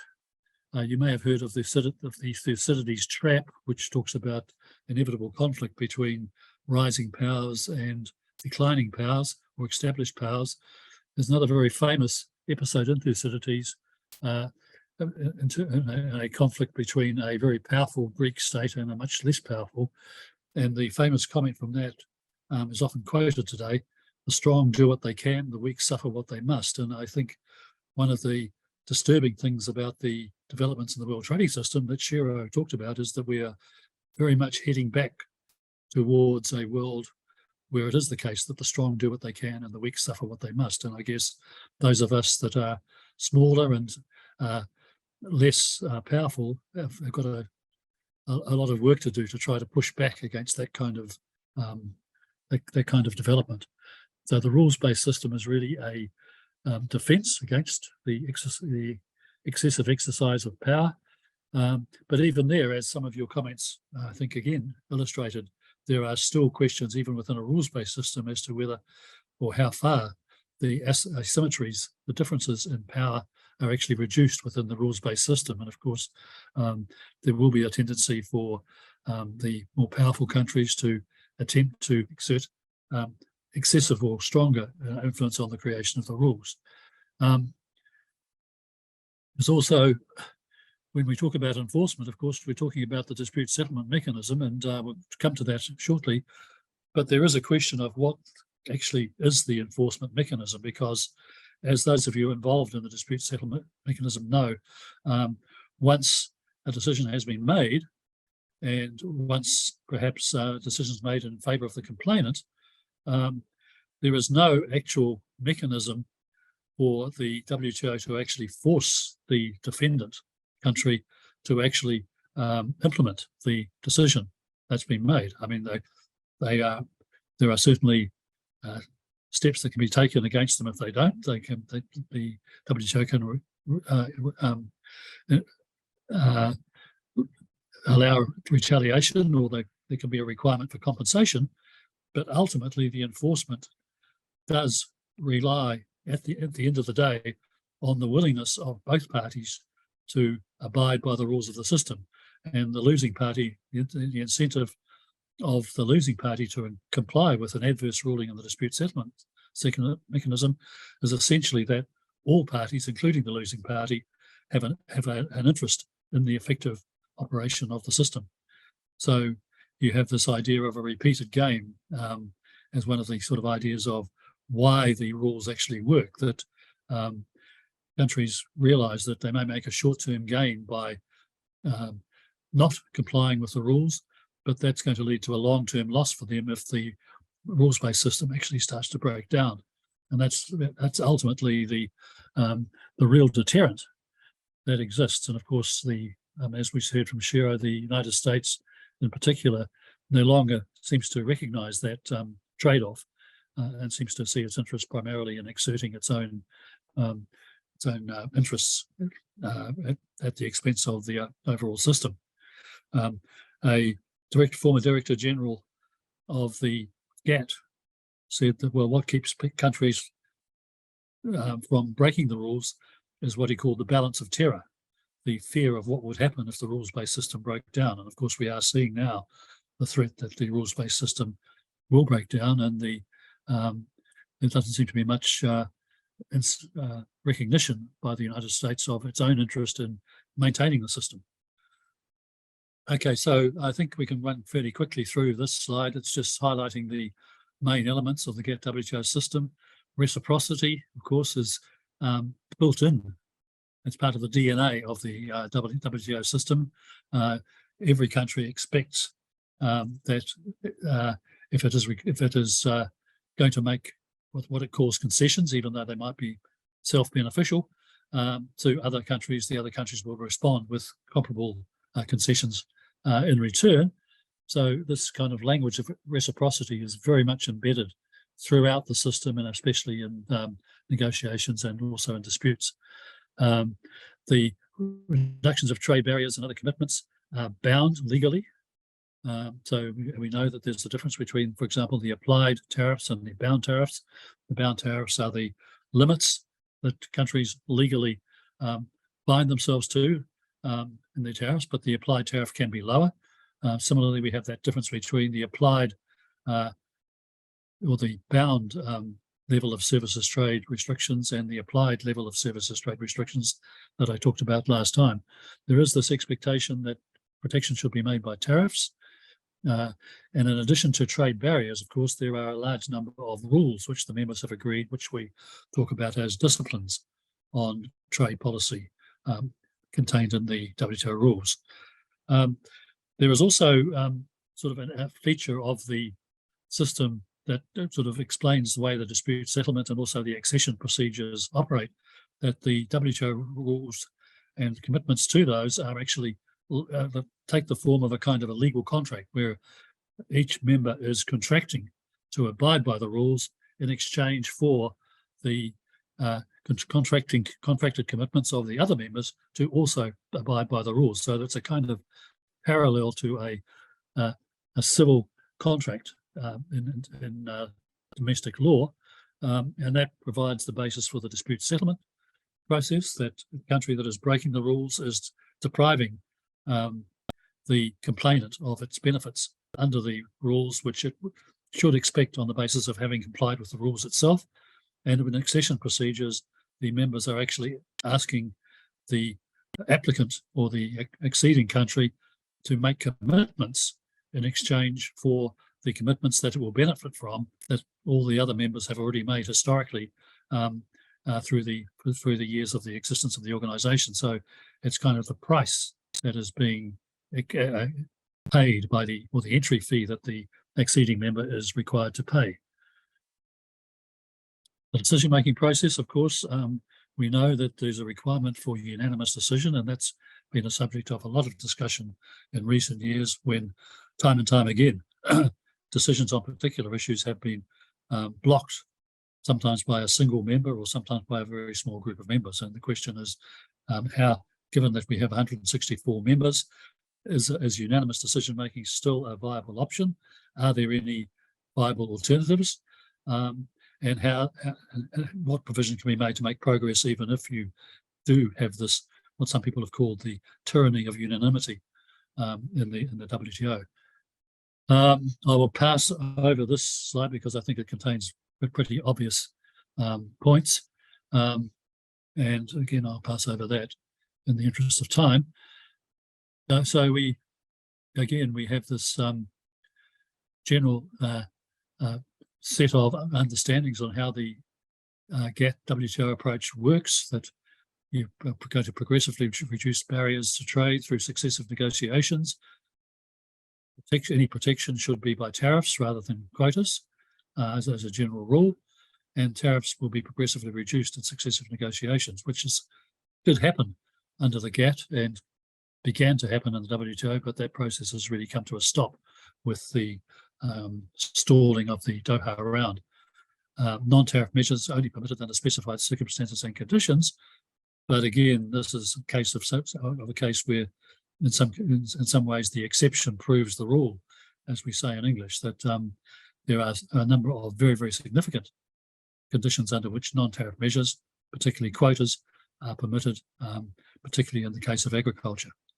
But there are rules for administration of the quotas, and again, that can provide the basis for disputes in the WTO dispute settlement process when it was working. And as I say, the question of quotas, very important still in agriculture, and used to be very important in textiles and clothing trade under the multi-fibre agreement, which was phased out under the Uruguay round agreement. To just highlighted here the negotiating rounds that have taken place. So we did have a number of negotiating rounds that progressively reduced trade barriers under the GATT. We started that sequence in the WTO with the Doha round, but unfortunately the Doha round has come to a halt. It's probably quite important to note also that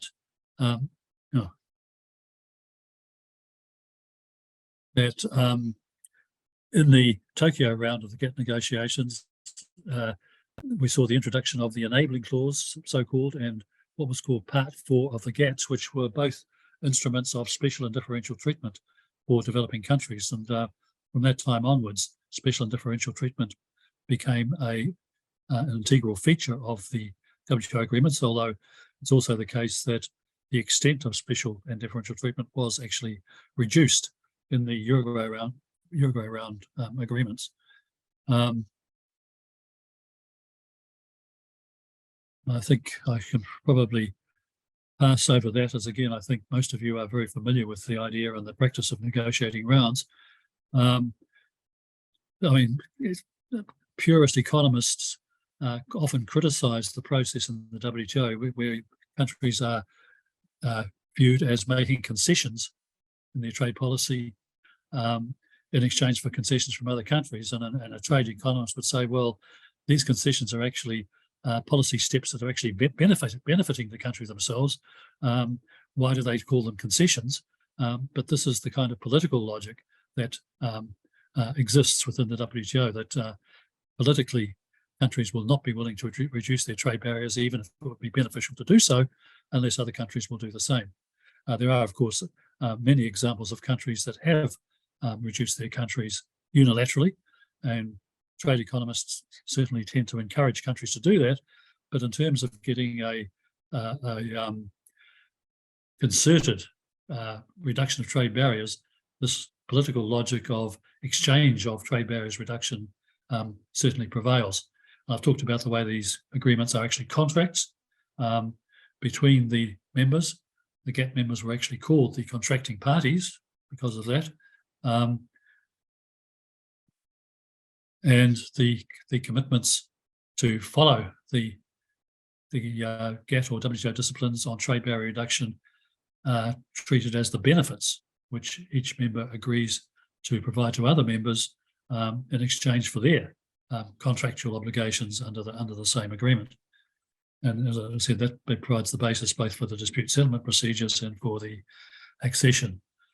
Talking here about bound and applied tariffs, again, I think I can move quite quickly over this, except to say that the existence of what are called large binding overhangs in tariff commitments, in other words, large gaps between the bound and applied tariffs, has been quite a strong feature of the tariff commitments of WTO members. And of course, the issue there is that what value a very much an applied tariff, a bound tariff very much lower, very much higher than the applied tariff has, if the partners know that the country concerned at any time can raise its tariff to the bound level without and still remain within its WTO commitment. So there is this from a point of view of exporting countries, this creates uncertainty. From the point of view of developing countries in particular, but also some developed countries as well, it creates policy space, the ability to actually adjust trade barriers should circumstances require. Very clear division for negotiating purposes between agriculture, where there are very complicated issues involved, and many trade barriers in addition to tariffs are also addressed in the negotiation. So agriculture is very much a special case, has always been, much to the I guess annoyance or the annoyance of agricultural exporting countries like my country and also many of your countries. And the tariffs on industrial goods have always been treated in a somewhat different way. In the WTO jargon, it's called non-agricultural market access, or NAMA. I've got a little slide here which you can have a look at in your leisure, showing the trends in tariffs in the WTO, looking at and also the different levels of tariffs that are applied and bound in different sectors. And you can see here that there's a big difference between the applied and bound tariffs. This grey shaded area is the overhang between the applied rates and the bound rates.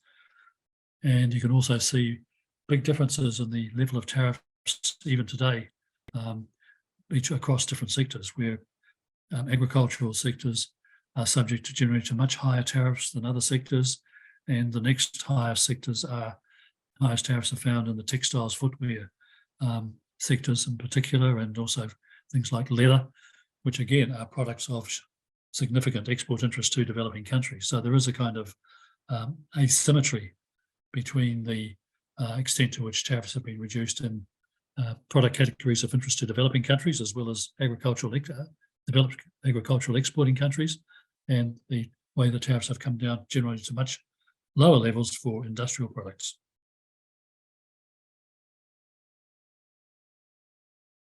Yeah, I can move on from that. So the negotiations are always a little bit of a game, in the sense that governments are always in negotiation wanting to increase the market access for their exporters. They emphasise non-discrimination. They are wanting to eliminate tariffs and limit the use of non-tariff barriers by the other side. But at the same time, countries, and would have to say here especially developed countries such as the United States, are always very concerned to try to retain the ability to provide protection for their domestic industries in sensitive cases. And that's why we have such high barriers still in sectors like agriculture and textiles and clothing. The countries wanting to protect their domestic industries would prefer to do that by targeting the main competitive threats, which they cannot do, of course, in a negotiating context where you are bound by the non-discrimination principle.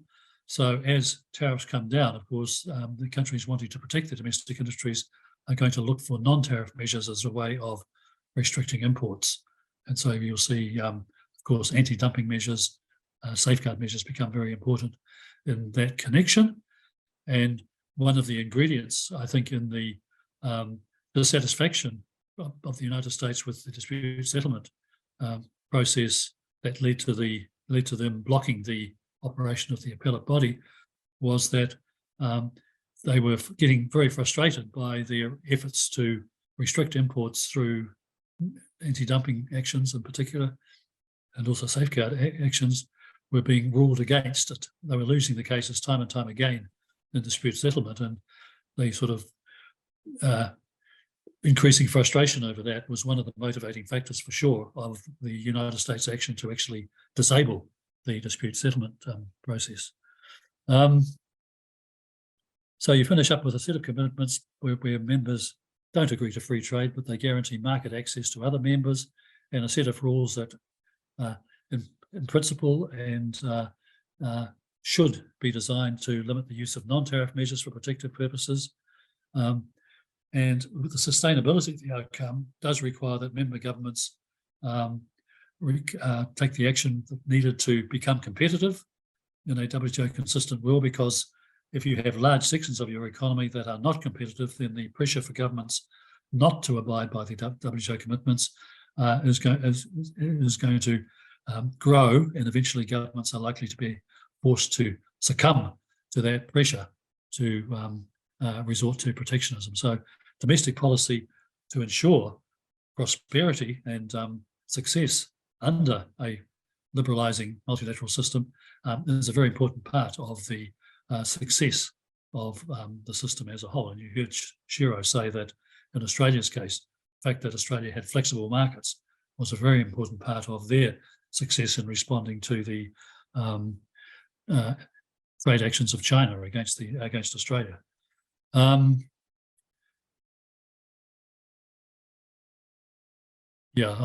think you're pretty familiar with this. The way that in the pre-Uruguay rounds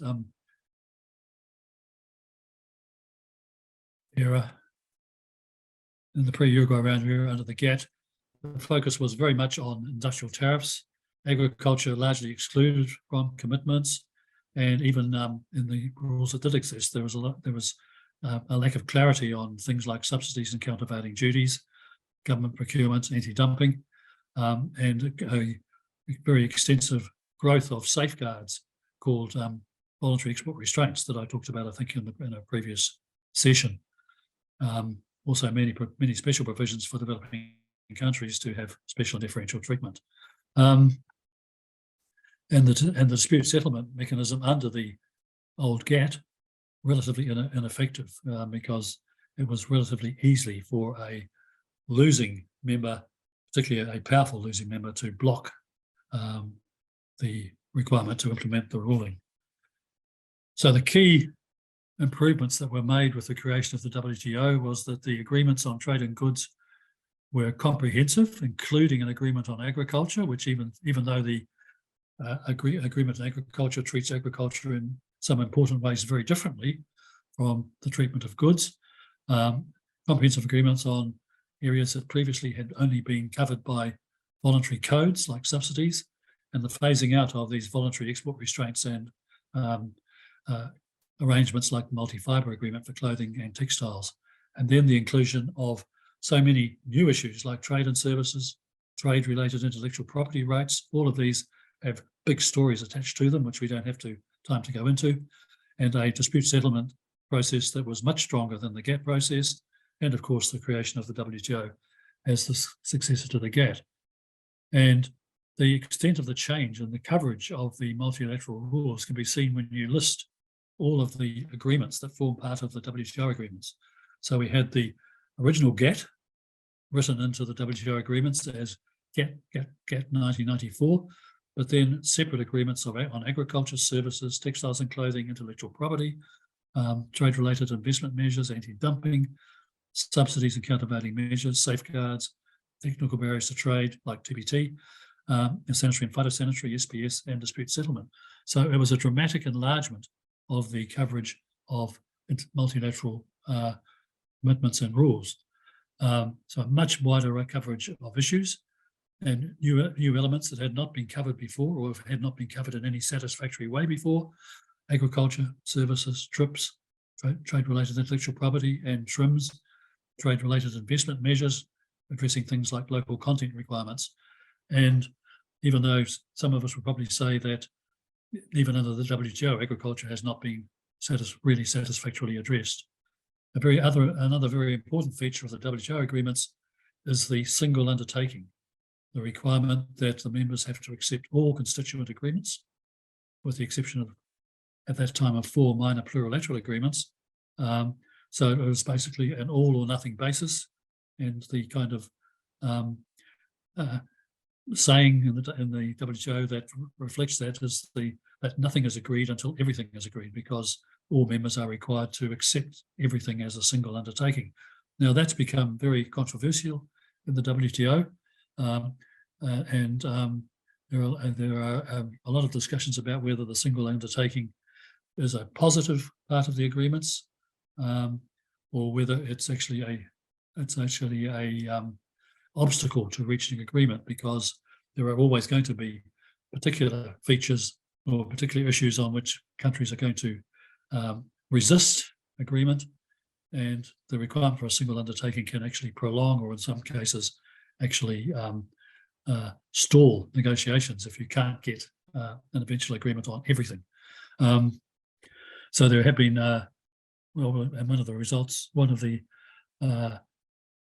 of that discussion has been the move to plurilateral processes in the WTO, which we'll come to in a minute, hopefully, and the strengthened dispute settlement process. Okay, so we will go on here. So essentially, the WTO rules and the members do bind members more strictly before, even though there are many loopholes and escape clauses, especially in the case of anti-dumping safeguards and also in the agriculture agreement.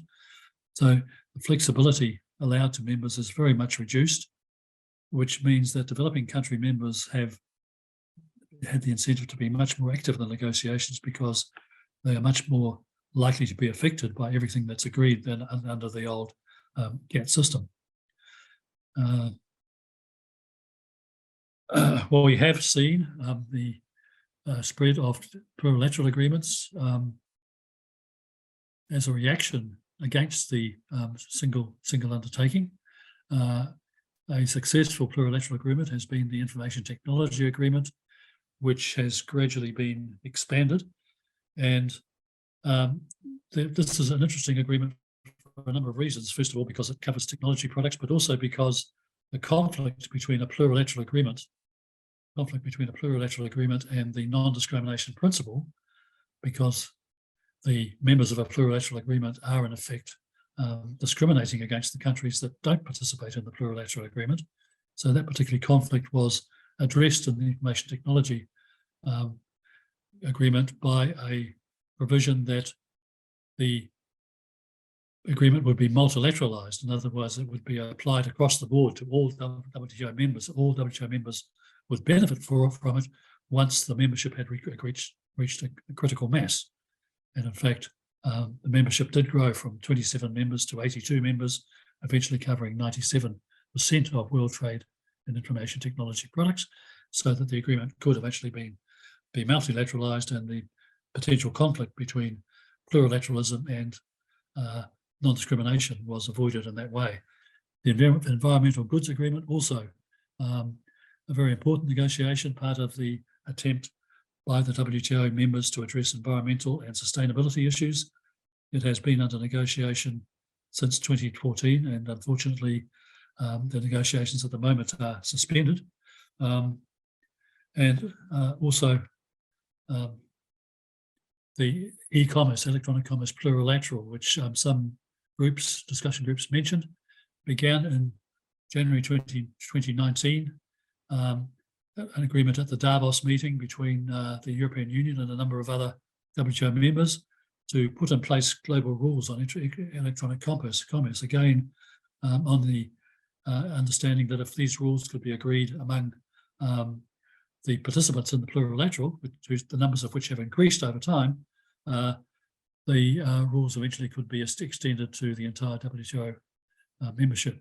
Address very important issues in electronic commerce, which I've listed there: improving consumer trust, tackling barriers to cross-border electronic sales, guaranteeing the validity of e-contracts and signatures, and banning custom duties on electronic transmissions, which is a very sensitive issue for developing countries who saw themselves losing substantial tax revenue as a result of this, and addressing the requirements for forced data localization and forced disclosure of source code. So addressing some very important issues, but also not addressing some other issues that are also very important, but which it was not possible to get enough buy-in from members to start negotiations.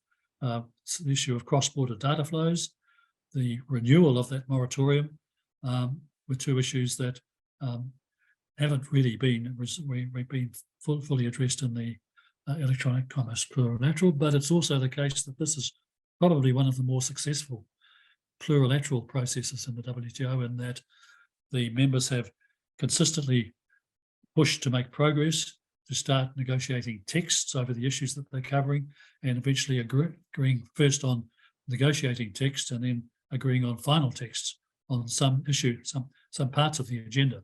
So it is making progress, it continues to make progress, and it's, I guess, the poster child, if you like, for the advantages of a plurilateral approach to the issues.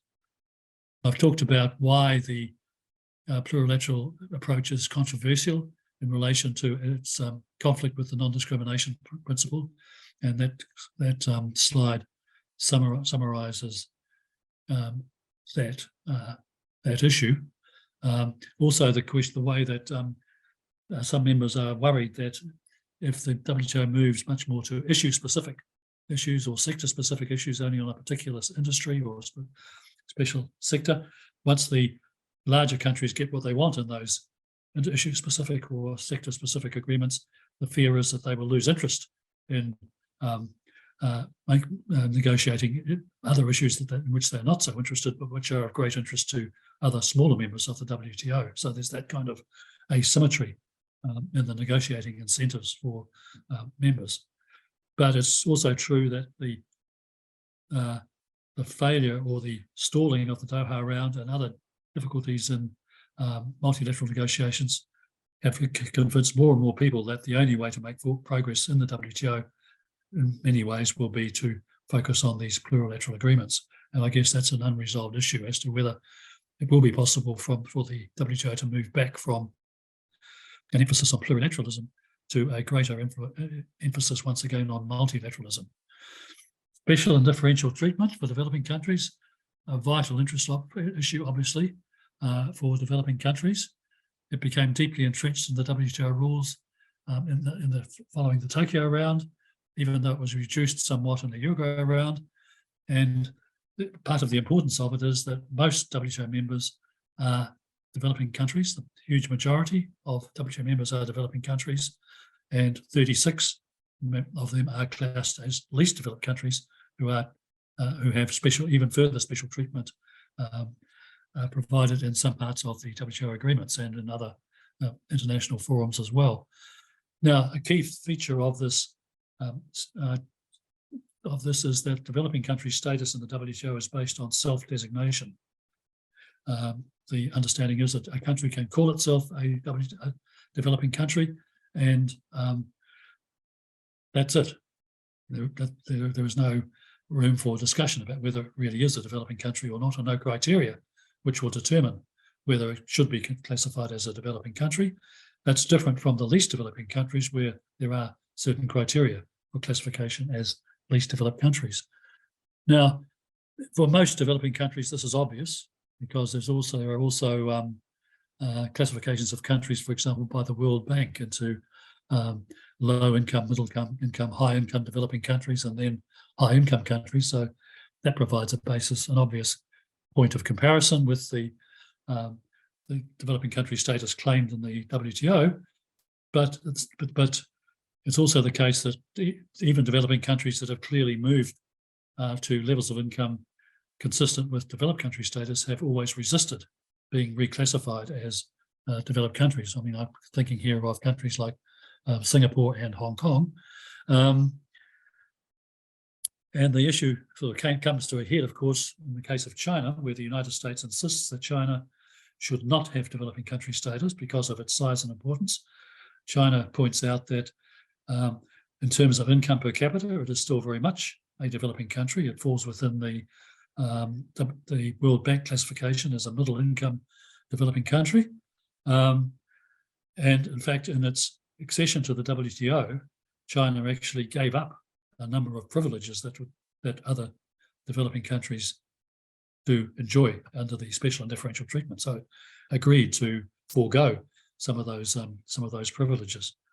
But the United States is kind of on a mission to reduce the number of developing countries in the WTO, and has been approaching many developing countries demanding that they give up developing country status. I'm going to have to move on beyond this. We've talked about dispute settlement, and I think, judging by the comments, most of you are pretty familiar with the WTO dispute settlement system process, and the fact that it has been disabled as far as any appeal process is concerned by the blockage by the United States of the operation of the appellate body, which for many members of, and many of your countries obviously, is a high priority to be reversed. I've got quite a few slides there, which I may come back to if time permits, but we're going to run out of time here. But you can maybe take a look at those slides if you're not familiar with the WTO process. There are certainly problems with the dispute settlement process. The remedies in a number of cases were clearly insufficient or inadequate. Developed countries were always in a disadvantaged position, partly because of the cost, both financially and in terms of human resources, the amount of legal expertise required. And I think that was mentioned by at least one of the groups in the breakout session, that it's a very costly system for developing countries to be involved with, even though their interests might be critically involved. But nevertheless, there was a general consensus, I think, among WTO members that the system was working reasonably well, even though there was a lot of different areas where improvement was desirable. The crisis, of course, arose because of first of all, the United States began to challenge the operation of the panels and the appellate body, complaining that they were making the rules rather than deciding on the rules. They're particularly upset about their consistent losing record in anti-dumping cases, and they began to refuse new appointments to the appellate body, and eventually that process led to the standing down of the appellate body when it no longer had enough members to operate. And that's the situation we have today. The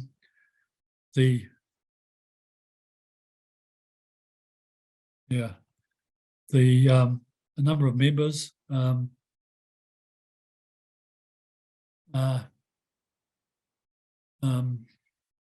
I go back, reacted by setting up the multi-party interim appeal arbitration arrangements, the MPIA, which a number of you mentioned. These members include, interestingly, China, Australia, Hong Kong, New Zealand, I think Brazil as well. So I think there are the EU and maybe 20 other WTO members have agreed to use the MPIA as an alternative or a stopgap measure until the appellate body can be reinstated.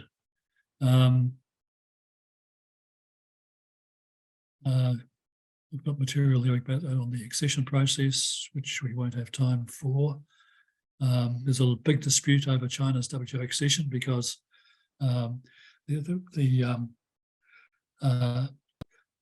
was an agreement that there would be a period into which China would not have full access to the privileges of WTO membership, but that from 2015 onwards, it would be classified as a market economy for the purposes of WTO rules, and that classification has been refused by the United States, the European Union, and Japan, which is a complicated issue, which again, we don't have time to go into.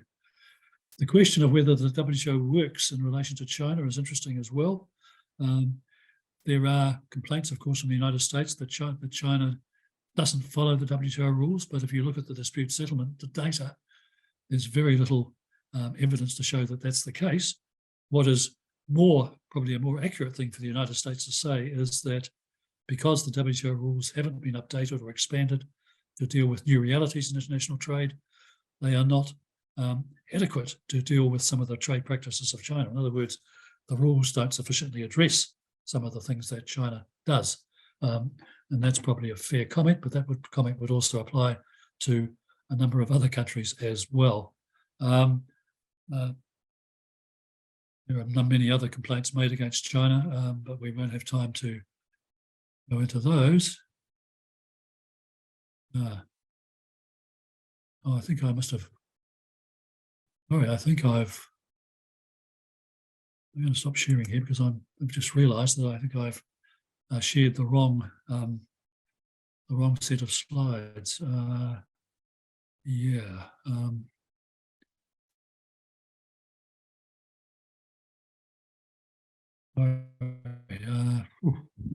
I was going to finish this session with a summary of the outcomes of the latest ministerial meeting, and also a summary of the plurilateral processes that are underway in the WTO, basically to show there are, in fact, a considerable number of plurilateral processes operating in the WTO, not only on e-commerce, but also our environmental goods, but also on issues like plastic pollution, fossil fuel subsidy reform, trade and gender, micro and small and medium-sized enterprises, all have working groups operating, and these plurilateral processes involve large numbers of developing countries, in some cases over 100, many cases between 60 and 100 members are engaged in these plurilateral processes, that there are a large number of members in the WTO who really want the WTO to work. And in the outcomes of the WTO ministerial meeting, a number of important outcomes, which I had a slide for, but I'm afraid I have been working from the wrong file, unfortunately. But I'll just run through these before I close. I think I can remember them. First of all, the members adopted the TRIPS waiver on vaccines, which had been a big subject for discussion in the WTO as part of the response to the COVID-19 pandemic. That really was a big deal and a big outcome from the WTO ministerial to get agreement on that. They agreed to a ban on export restrictions of food exports to the World Food Programme. They claim to reach an agreement on fisheries subsidies, and I want to say a little bit about that because it, as well as Central American countries, it also very heavily involved Pacific Island countries in my part of the world. The issue there was to, of course, to get agreements to limit or eliminate subsidies on fisheries that led to overfishing, and between the Pacific Island countries who insisted that the rules should include restrictions on subsidies that gave rise to excess fishing capacity, and India on the other side who resolutely refused to accept that. That issue actually was one of the issues that almost led to the breakdown of the ministerial meeting, and it was resolved by getting agreement to all of the issues except the subsidies on creating excess fishing capacity on the basis that the members would work over the next 4 years to resolve that particular issue and include it in the agreement. But there's also a poison pill there which says that if the issue of excess capacity, subsidies creating excess capacity is not resolved within 4 years, then the agreement as a whole will lapse, which is, I think you'd have to say that the fishery subsidies agreement is in that sense a partial rather than a complete success. The members, I think as some of you mentioned, also emphasised that their willingness to continue to work on the reform of the WTO processes in general, but also to work towards reinstating the appellate body by the end of 2024. So there is clearly coming out of the ministerial and largely driven, I guess, by members other than the major powers to try to revive the WTO, and the which, if that momentum can be continued, then the WTO may well have life in it. And I really apologise for the fact that I unconsciously began to use the wrong set of slides. I'll try and find I will find the correct set, which I think Suzanne has, and she can post it for you to look at, which will include the issues that I've just talked about, the plurilateral agreements in the WTO and the outcomes of the recent ministerial, which certainly was not, you can certainly not call it a triumph in the sense that major issues like agriculture were resolved, although the members did agree to continue to work on the agricultural issues, which was in itself something of an achievement.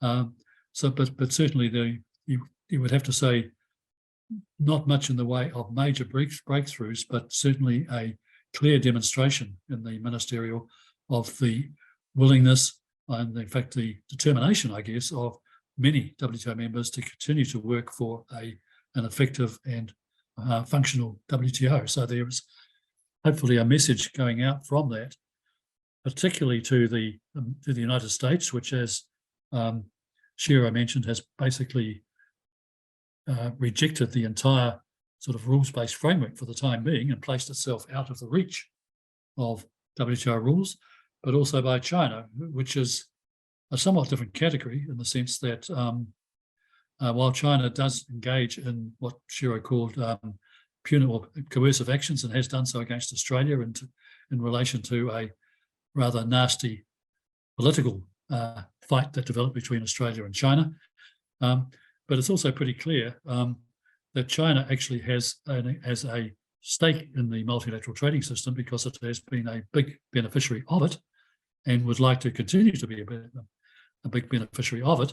The problem there is that the United States thinks that it has benefited too much and would like to limit the extent to which China can benefit from the multilateral trading system. And China obviously is not going to be particularly enthusiastic about agreeing to that. I guess the other big player, as well as the middle-sized powers like Brazil and Argentina, Australia, Japan, and so on, the other big player in the WTO is the European Union, which is, I think, very determined to ensure the WTO continues to operate, although it does bringing forward policies that some members find, if not objectionable, at least challenging, such as the carbon border adjustment measures, which were mentioned by several of you in the feedback. So we are at a stage where there is a will on many members to revive the WTO, shall we say, but there is also a question mark, as Shiro mentioned, as to what the United States is going to do and what incentive can be provided by the other members to re-engage with the multilateral system. So I think that's probably a place to stop. I will review the slides I meant to show today, and if there are any that perhaps might be of particular interest to you, I might show those again at the beginning of tomorrow's session. But tomorrow's session will focus primarily on environmentally related trade policies, broadly defined to include sanitary and phytosanitary and technical barriers to trade, as well as the critical question of trade measures to support climate change action, and other key environmental issues like degradation of the ocean's environment, and so on. So thank you very much for your patience. Thank you very much for your contributions from the breakout sessions. They were extremely interesting today for me, and I hope you, as I said, hope you found it interesting to exchange or share your experiences and interests with each other. And I look forward to seeing hopefully most of you tomorrow. Thank you. Thank you very much, Rob, and thank you all for your comments in the chat as well. As Alicia pointed out, we'd certainly spend a lot more time discussing the challenges and complexities. But for now, I am aware of the time, and so I'll just close us quickly with a karakia, and then you can go and enjoy your evening. Kia tau, kia tātou katoa, te aio te aroha me te maratou, tihe mauri ora. So thank you very much, Rob. We will see you tomorrow for sustainability issues. And yes, I'll see the rest of you tomorrow. Have a lovely evening. Thanks all. Bye for now. Thank you. Thank you.